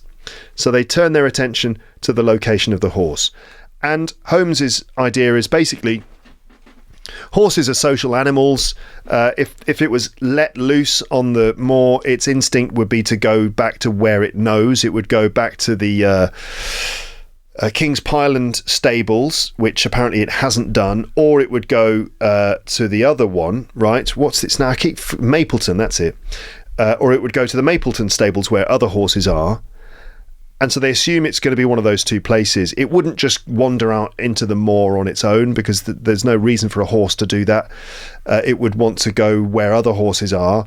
Holmes thinks that the gypsies probably didn't do it. They probably didn't take the horse because gypsies generally like to get out of the way if the police are involved. They want to avoid the police if possible. And it would be very difficult for them to sell a horse like this, and that he thinks it would be far too risky for gypsies to steal a horse like that, that the risks would be much greater than the gains that they could get from it. So he thinks that the gypsies are nothing to do with it, right? So he thinks it's either at King's Pyland or it's at Mapleton, and they decide it must be at Mapleton. And looking at the ground, they can see that some parts of the ground are quite dry, and the grass is a little, the ground is hard, and so it would be difficult to notice, markings in the ground, tracks left by the horseshoes of the horse. But having a look, they can see there are areas where the ground goes down a bit, these hollows where the ground goes down, and the ground is likely to be soft there. And so Holmes thinks that's probably where we'll find tracks of the horse's feet. And they go there, and sure enough, they do find some tracks that point in the direction of the Mapleton stables, and they follow them. And there's a moment, it seems, where the horse's tracks are met by some footprints as well. And I'm a bit confused as to what happens at that moment, because what they notice the tracks seem to go back in the direction of King's Pyland. The tracks seem to go back towards King's Pyland, but then Watson cleverly notices the tracks eventually come back. Right, so the tracks go towards Mapleton, and then they seem to go off towards King's Pyland, but then later on you can see that they actually come back towards Mapleton again. So anyway, they follow the tracks and get to Mapleton stables, and they are met by someone who comes out. A groom comes out. That's someone who works at the stables, probably someone who looks after horses. And he comes out and he says, "No loitering round here." Loitering means hanging around, right? If you're loitering, if you can imagine people standing around outside your stables, what are they doing? They're just standing there. What are they? Are they waiting for someone? What are they doing? They're loitering. Loitering means sort of standing around, not moving on. "No loitering around here," he said firmly. "I just wanted to ask a question," said Holmes, with his thumb and finger in his waistcoat pocket, suggesting he's maybe going to bring out some money. He's trying to bribe this man, or pretending to bribe this man or something. And Holmes says, "Would it be too early if I came to see your master, Mr. Silas Brown, at 5 o'clock tomorrow morning?" And the man says, "Well, bless you, sir, if anyone's around at that hour, it'll be him. He's always the first one up. But here he is now, sir. You can ask him yourself." "No, sir, no. It'd be more than my job's worth to be seen taking your money in front of him. Later, if you like."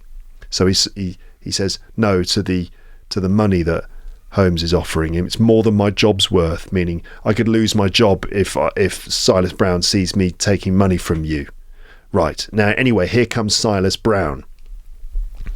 As Holmes put the half-crown, that's a coin.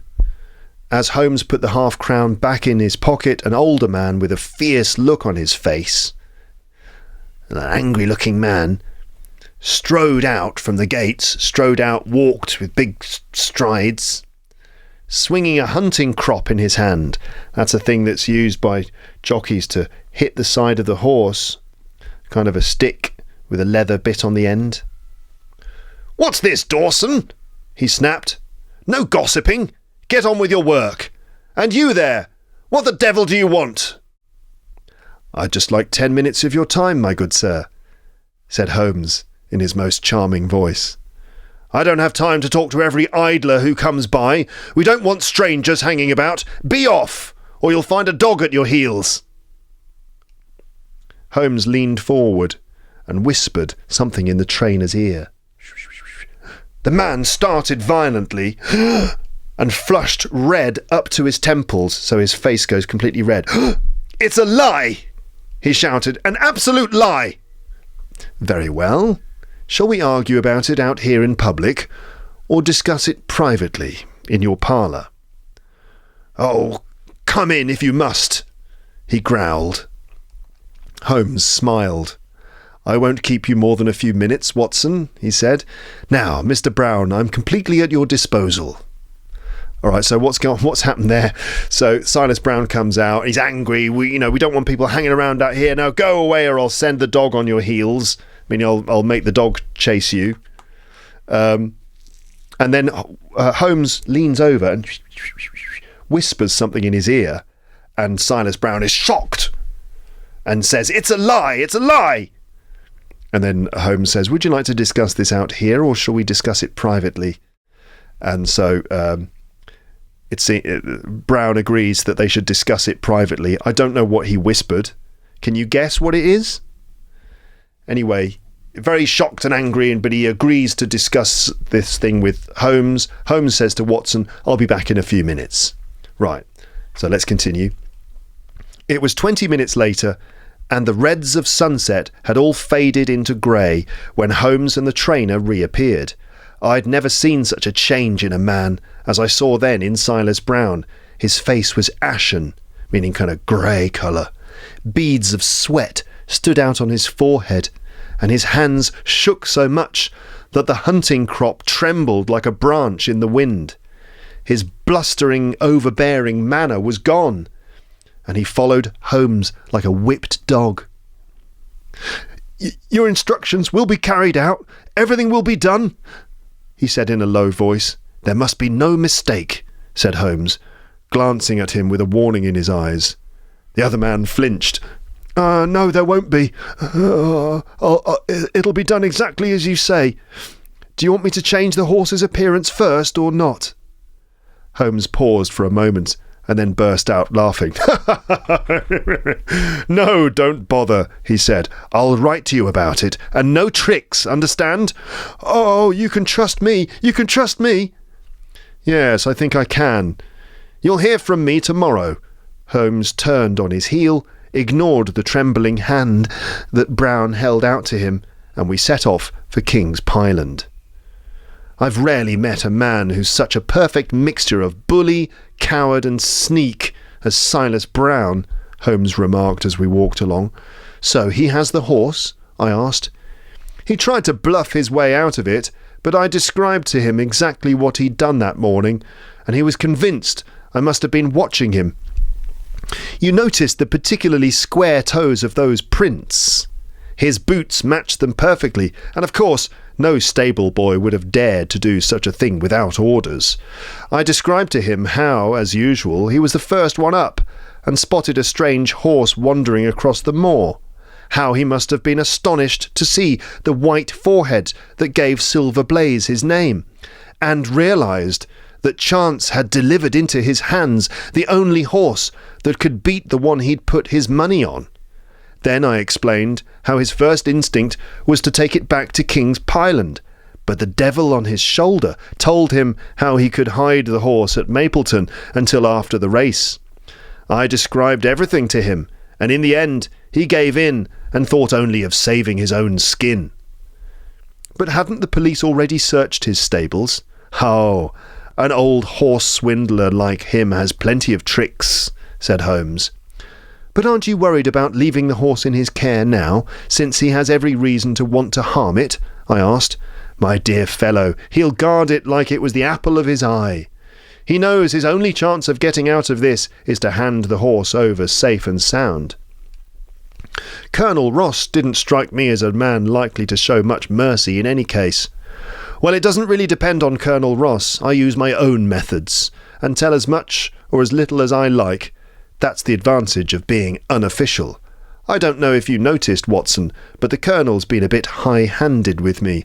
I think I might have a little fun at his expense. Don't mention anything to him about the horse." "Of course not, unless you give me permission. And in any case, it's all just a minor point compared to the question of who killed John Straker." "And you're going to focus on that?" "On the contrary," said Holmes. "We're both heading back to London on the night train." I was completely shocked. We'd only been in Devonshire a few hours, and it seemed incredible that he'd abandon an investigation he'd started with such skill. I couldn't get another word out of him until we were back at the trainer's house, where Colonel Ross and the inspector were waiting for us in the parlour. "Okay, right, so what's going on here?" I think you understand, right, that basically what happened is that Holmes went... what was his name? Silas Brown came out all angry. "Look, go away." And then Holmes obviously said to him, what do you think he whispered to him? Well, I think he probably whispered, "I know you've got the horse. You know, I know where you live. I know you've got the horse. I know you've got Silver Blaze." Something like that. Probably that. And then the guy was, "It's a lie, it's a lie." And then they talked about it, and probably Holmes said, I know you've got the horse. In fact, here's exactly what you did. You got up early in the morning as normal, and you you went out on the moor, and you saw the horse, and you couldn't believe your eyes. It was Silver Blaze. And you thought, this is my chance to take the horse that is the rival against my horse. I've been given this opportunity. So you took the horse, didn't you? And first you were going to return it to King's Pyland, but the devil on your shoulder told you that you should hide it because you could make a lot of money from this situation. And so, yeah, that's what Silas Brown did. He took the horse and hid it. He hid it in a way because he's clever. He managed to find a hiding place for it that the police couldn't find. I don't know where that would be, but he did it. And so Holmes has told him to do something about changing the horse's appearance. So Holmes has got a plan. He's told Silas Brown to do something that might involve changing the appearance of the horse. And then Holmes says to Watson that he thinks that Colonel Ross, the owner of King's Pyland, has been high-handed with him, meaning he's not necessarily been treating him very fairly. I hadn't quite noticed that, but Holmes decides he's going to sort of maybe play a little trick on Colonel Ross, right? Just to pay him back for perhaps not treating him with the respect that he deserves. And then he says, we're going to go back to London now. And Watson can't believe it. And he can't believe why, after going to investigate this case and and sort of getting good information, that they're going to go back to London. He doesn't understand it. Anyway, they go back to the trainer's house, and that's where Colonel Ross and the inspector are waiting for them. Okay, let's continue. My friend and I are returning to London on the night express, said Holmes. We've enjoyed a delightful breath of your beautiful Dartmoor air. The inspector's eyes widened. Huh? And the colonel's lip curled into a sneer. So the colonel is not impressed. In fact, he apparently doesn't like Holmes very much. So you've given up on arresting the murderer of poor Straker? He said. Holmes shrugged. Well, there are certainly serious obstacles, he said calmly, but I do have every confidence that your horse will be running on Tuesday, and I suggest you have your jockey ready. By the way, could I see a photograph of Mr. John Straker? The inspector pulled one from an envelope and handed it over. My dear Gregory, you think of everything. If you don't mind waiting here a moment, I'd like to ask the maid a question. I must say I'm rather disappointed in our London expert, said Colonel Ross bluntly after Holmes had left the room. I don't see that we're any further along than before he arrived. At least you have his promise that your horse will run, I said. Yes, I have his promise, the Colonel said with a shrug. I'd much rather have the horse itself. I was about to say something to defend Holmes when he returned to the room. Gentlemen, he said, I'm quite ready for Tavistock. As we stepped into the carriage, one of the stable boys held the door open for us. A sudden thought seemed to occur to Holmes, and he leaned forward to touch the lad on the sleeve. You've got some sheep in the paddock, haven't you? He asked. Yes, sir. Have you noticed anything odd about them recently? Well, sir, nothing much, but, 3 of them have gone lame, the lad said. I could see that Holmes was extremely pleased by this answer. He chuckled and rubbed his hands together. A long shot, Watson, a very long shot, he said, giving my arm a pinch. Gregory, I'd recommend you pay attention to this strange epidemic among the sheep. Let's go, coachman. All right. I like these moments where Holmes starts to get excited. Okay, what's going on? So Holmes tells Ross and Gregory that they're leaving. Gregory's surprised. Ross is unhappy. Watson still, reassures Ross that the horse is going to run, but Ross just wants the horse back. Then Holmes asks to see a photo of Straker. He also asks to speak to the maid again, which he does privately, apparently. And then he says they're ready to go back to Tavistock, where they'll get the train. But before that, he asks one of the stable boys about sheep. And they have some sheep. He says, have you noticed anything strange about the sheep? And the boy says, well, 3 of them have gone lame. If an animal is lame, it means it can't walk properly. It's got problems with its walking, maybe as a result of an injury or an illness or something. So the boy confirms that 3 of the sheep are lame, meaning that they're having trouble walking or moving. And Holmes is sort of delighted at this information. He says to Gregory, you might want to investigate this epidemic among the sheep. Right. And then they get into the cab towards Tavistock. Right, let's continue.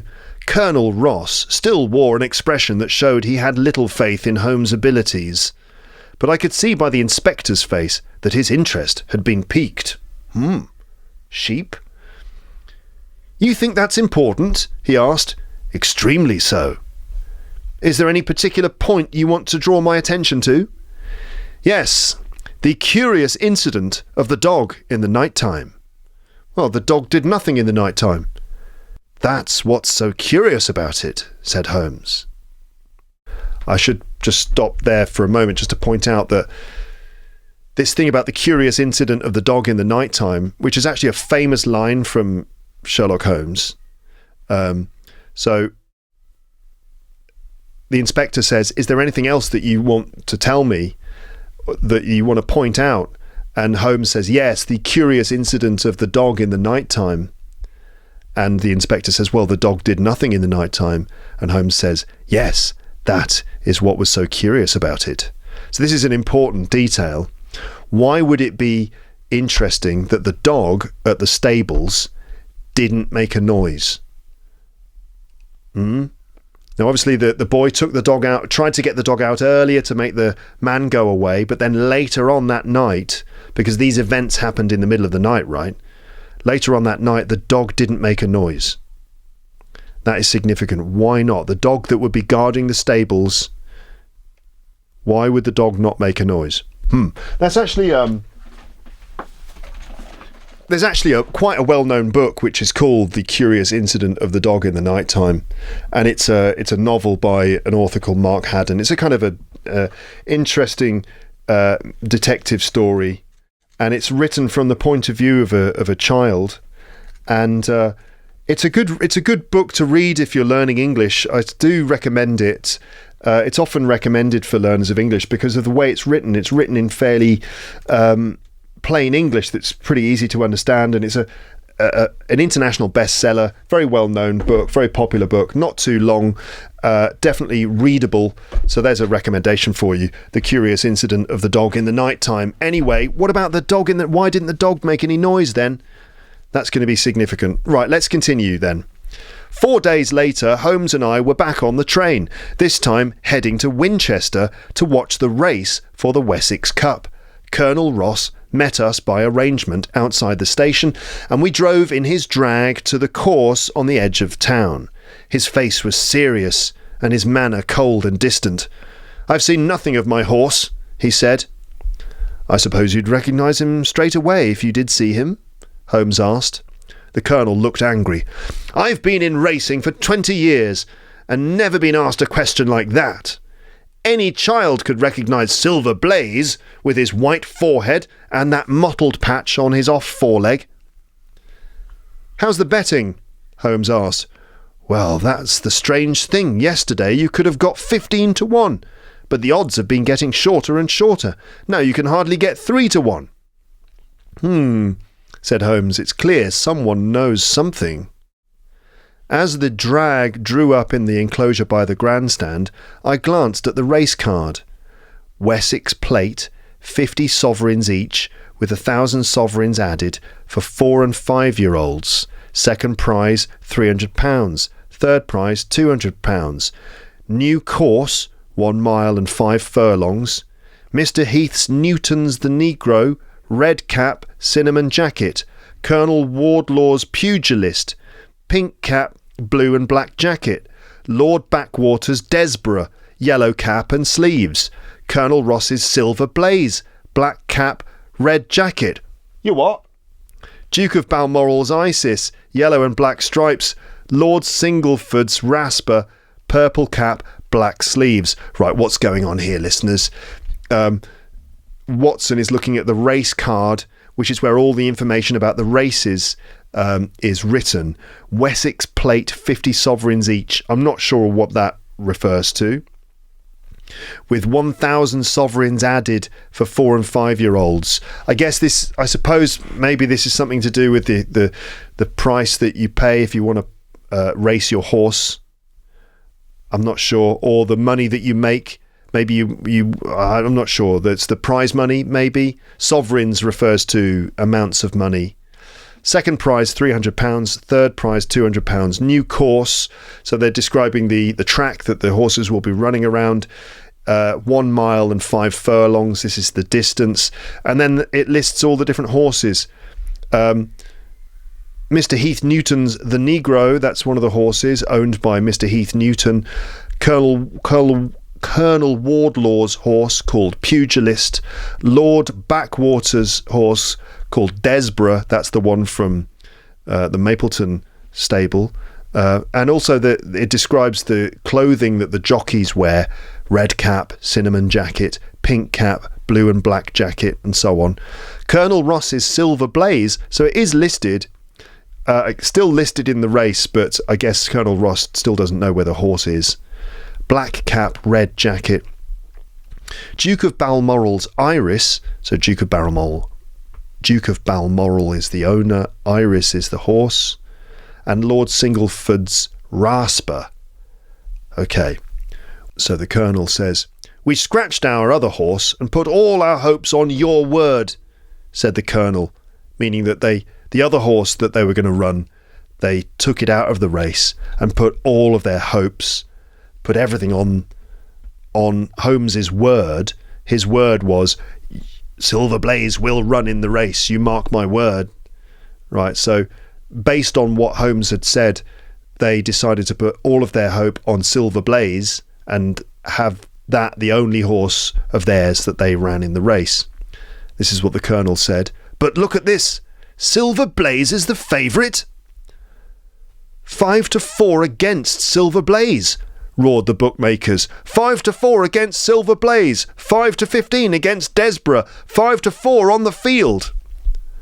"The numbers are up," I said. "All 6 are there." "All 6? Then my horse is running?" the Colonel cried, clearly agitated. "But I don't see him. My colours haven't passed yet." "Only 5 have passed. This last one must be yours," I said. Just then a powerful bay horse, that's like brown-coloured horse, cantered out from the weighing enclosure, wearing the Colonel's well-known black cap and red jacket. "That's not my horse!" the Colonel exclaimed. "That animal doesn't have a single white hair on it. Mr. Holmes, what have you done?"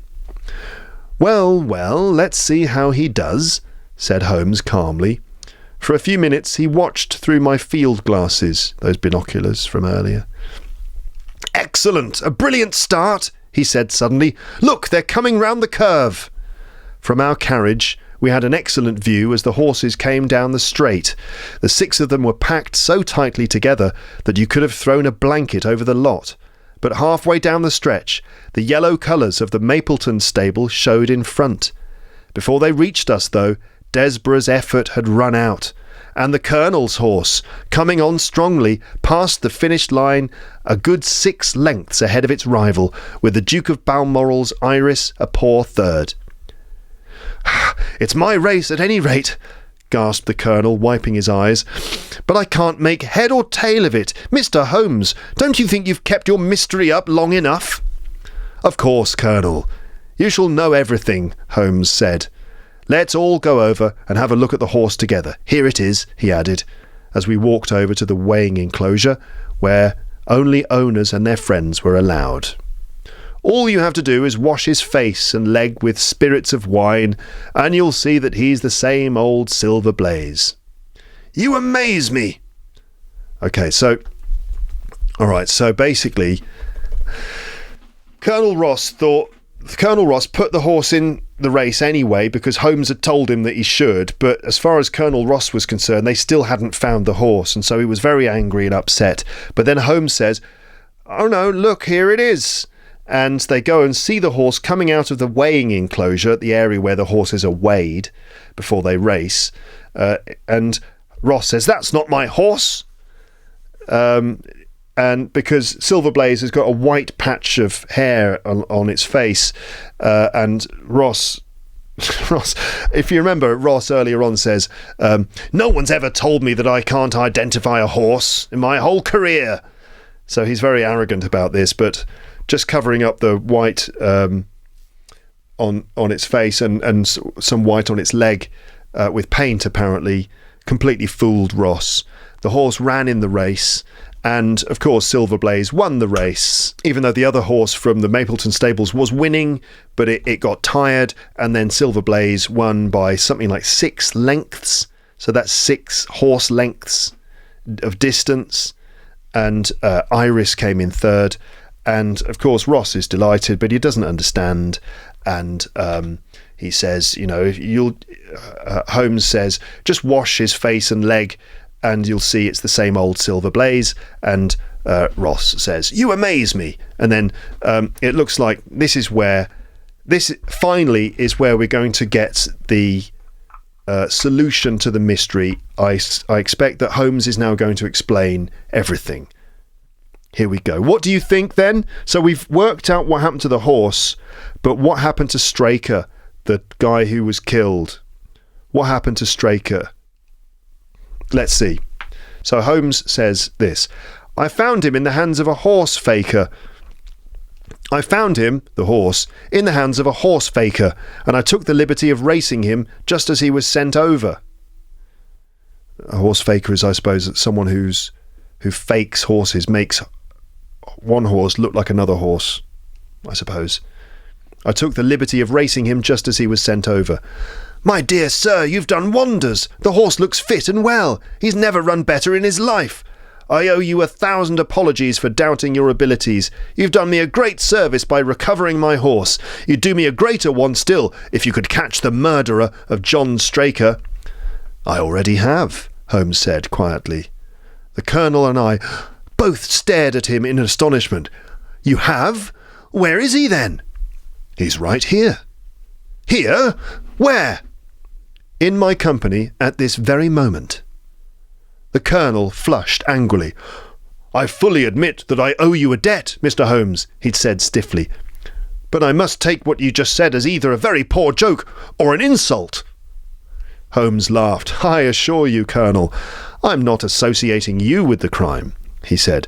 "The real murderer is standing right behind you." He stepped past the Colonel and laid his hand on the glossy neck of the thoroughbred. "The horse!" The horse! The horse! We both cried in unison. "Yes, the horse. And it may lessen his guilt if I say that it was done in self-defence, and that John Straker was a man completely unworthy of your trust. But there's the bell, and as I stand to win a little on the next race, I'll save the full explanation for later." Okay, so Holmes has revealed that it was the horse that killed Straker. It was the horse that did it. How? And why is John Straker... Holmes said that John Straker was a man completely unworthy of your trust. So Colonel Ross shouldn't have trusted John Straker. But yes, John Straker was killed by the horse. Let's find out exactly how this happened. That evening we had a corner of a Pullman car to ourselves as we sped back to London. I think the journey passed quickly for Colonel Ross too, as we listened to Holmes explain everything that had happened at the Dartmoor training stables on that Monday night, and how he'd unravelled it all. "I'll admit," he said, "that any theories I'd formed from the newspaper reports were completely wrong. But there were hints there, if you could see past the other details that hid their true meaning. I went down to Devonshire convinced that Fitzroy Simpson was the real culprit, even though the evidence against him wasn't very strong. It was in the carriage, just as we reached the trainer's house, that the immense significance of the curried mutton suddenly struck me. You may remember how distracted I was and how I stayed in the carriage while you all got out. I was kicking myself for having overlooked such an obvious clue. I must confess, said the Colonel, that even now I don't see how it helps us. It was the first link in my chain of reasoning. You see, powdered opium isn't tasteless. It doesn't taste bad, but you can definitely notice it. If you mixed it with any normal dish, the person eating it would probably notice and stop eating. But curry is exactly the sort of dish that would mask the taste of the opium. And there's no way that stranger, Fitzroy Simpson, could have arranged for curry to be served in the trainer's house that night. It's too much of a coincidence to think that he just happened to be wandering around with a packet of opium on the one night they were having curry for dinner. That's unthinkable. So Simpson is eliminated from the case, and our focus shifts to Straker and his wife, the only two people who could have decided to have curried mutton for supper. The opium was only added to the portion set aside for the stable boy, because everyone else ate the same dish and was fine. So who had access to that dish without the maid seeing them? Before I could answer that question, Holmes went on, I'd already grasped the significance of the dog's silence. One true insight often leads to others. The incident with Simpson had shown me there was a dog in the stables, and yet, even though someone had come and taken out a horse, it hadn't barked enough to wake the two lads sleeping in the loft. That clearly meant the midnight visitor was someone the dog knew well. I was already convinced, or almost convinced, that John Straker had gone down to the stables in the middle of the night and taken Silver Blaze out. For what purpose? Obviously, a dishonest one. Otherwise, why drug his own stable boy? And yet I didn't know exactly why. There have been cases where trainers have made sure of a big payday by betting against their own horses through agents and then making sure the horse didn't win by using some sort of fraud. Sometimes it's the jockey who's in on it. Sometimes it's something else, something more subtle. What was it here? I hoped the contents of Straker's pockets might give me a clue. And they did.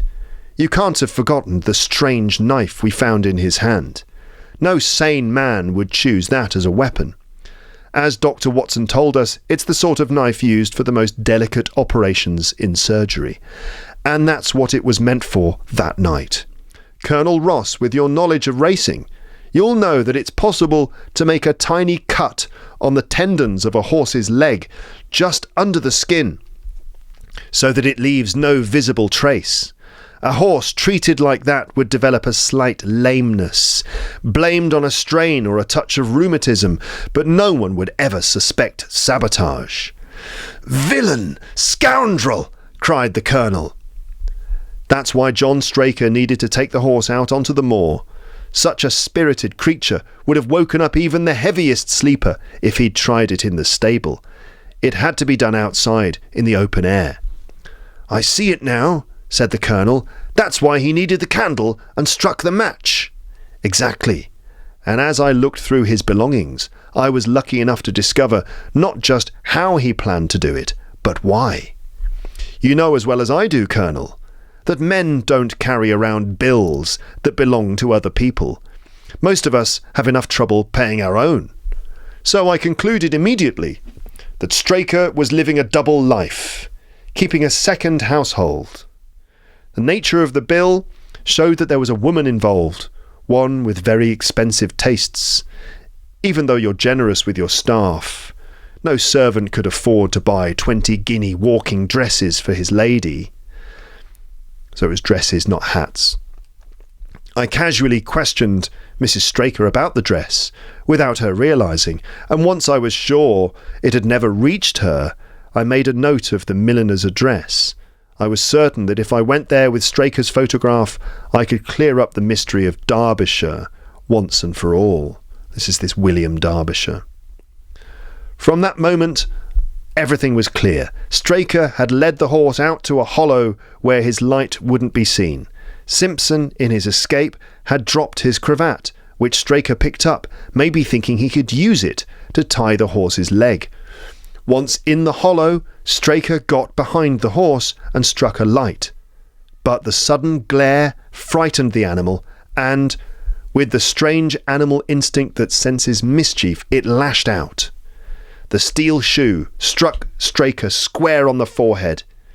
He'd already taken off his overcoat, even though it was raining, so that he could do his careful job. When he fell, his own knife cut into his thigh. Do you see how this all fits together? Incredible! The Colonel exclaimed. Incredible! You could almost have been there yourself!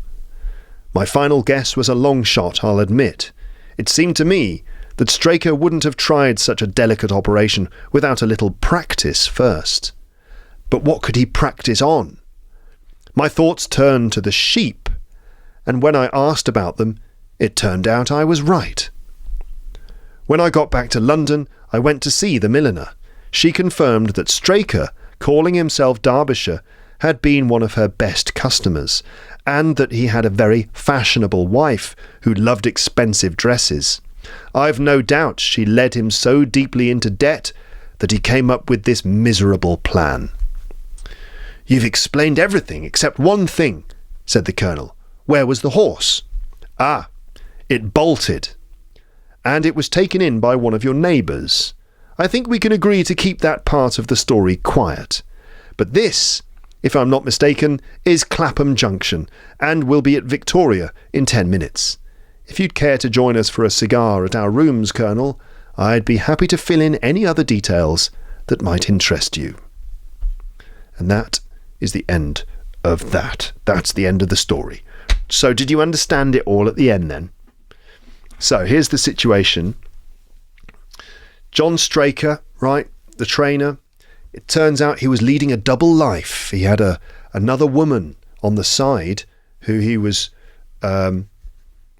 I don't think he was married to her, but he seemed to suggest to other people that the woman who made the dress thought that they were married. But anyway, he had a double life with this other woman. This other woman apparently had expensive tastes. She liked expensive dresses and expensive stuff.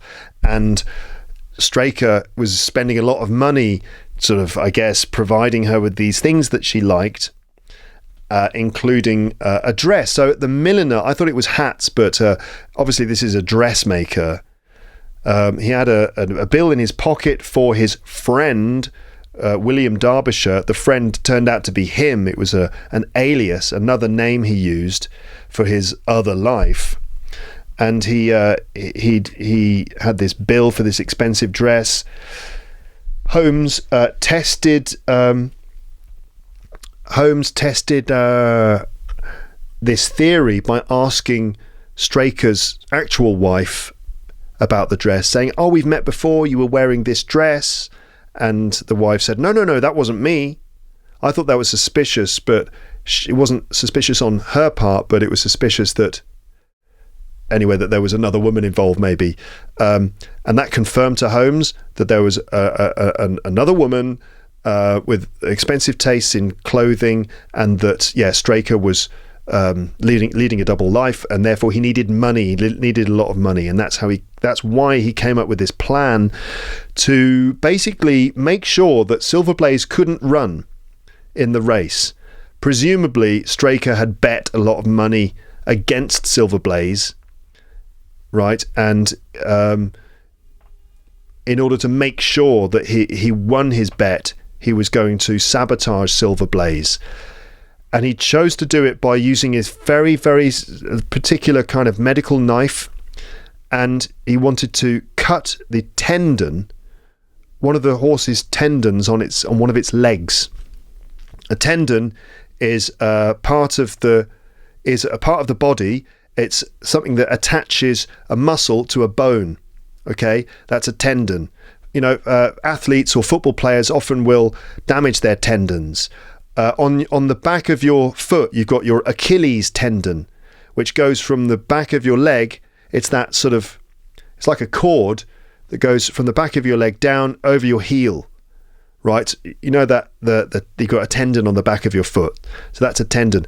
So he was going to injure this tendon, but very carefully, using this specific knife, making a cut to the tendon under the skin where it wouldn't be noticeable. Okay? And so in the middle of the night, he went out to the stables to take the horse out into the moor where no one would hear the noise of the horse, so he could do it secretly. Right? Now, the dog is significant. The curious incident of the dog in the nighttime, the curious thing was that the dog didn't make a noise. Because the dog knew Straker, right? He knew Straker, so he wouldn't bark when Straker came down to the stables. If it had been someone else, if it had been Simpson or some other person, the dog would have barked, woof, woof, woof, woof. When it sensed a stranger trying to get in, it would have barked.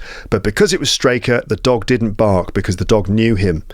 And so the dog didn't bark, the boys didn't wake up. So because of this, Holmes knew that it was someone that the dog knew, and that pointed to Straker. The other thing was the curry, which was what made Holmes realise what was going on. That so the curry was poisoned with opium, which is what made the boy fall asleep. Now, the Simpson couldn't have known that curry. So the thing about the opium is that if it had been put in any other food, the boy would have been able to taste it. But curry, with its strong flavour, masked or hid the flavour of the opium. And so, obviously, it was Straker. Must have been Straker. I don't know if his wife obviously didn't know. So it was Straker who must have prepared the curry, and he premeditated it. He planned it. He planned for them to eat curry. That's how he hid the opium. So that proved that Simpson was nothing to do with it. He was there, just like he said, to get information about the horses. It was no part of this plan to sabotage Silver Blaze. So that was Straker. Poisoned the curry. The boy fell asleep. He went out in the middle of the night to make that little cut to the tendon on the back of Silver Blaze's leg. While he was out there, he needed a candle. He needed a match so he could get light. The scarf. Clearly, Simpson dropped the scarf when he escaped, when the boy said that he would send the dog after him. So he ran away, dropped his scarf. Straker must have picked up the scarf and maybe thought that he could use it to tie the leg of the horse. And he was there standing foolishly. I mean, you'd imagine that as a trainer he would know better, but he was standing behind the horse when he lit the match, and the light of the match burning, and also the fact that the horse have this, animals often have an instinct that something funny is going on. The horse instinctively kicked its legs, its powerful racehorse legs. The steel shoe of the foot of Silver Blaze hit Straker in the head, giving him the head injury, killing him, and he cut his leg with the knife as he fell down onto the ground. The horse then bolted, ran away, found its way to the other stables, where it was taken by the other stable owner, who saw it as an opportunity to gain an advantage anyway. So that's what happened. Holmes found out. He probably told the stable owner to look after the horse, threatening him with revealing the truth if he didn't. He also asked him to paint the white off his head and then run in the race, just as a little trick to play on Ross.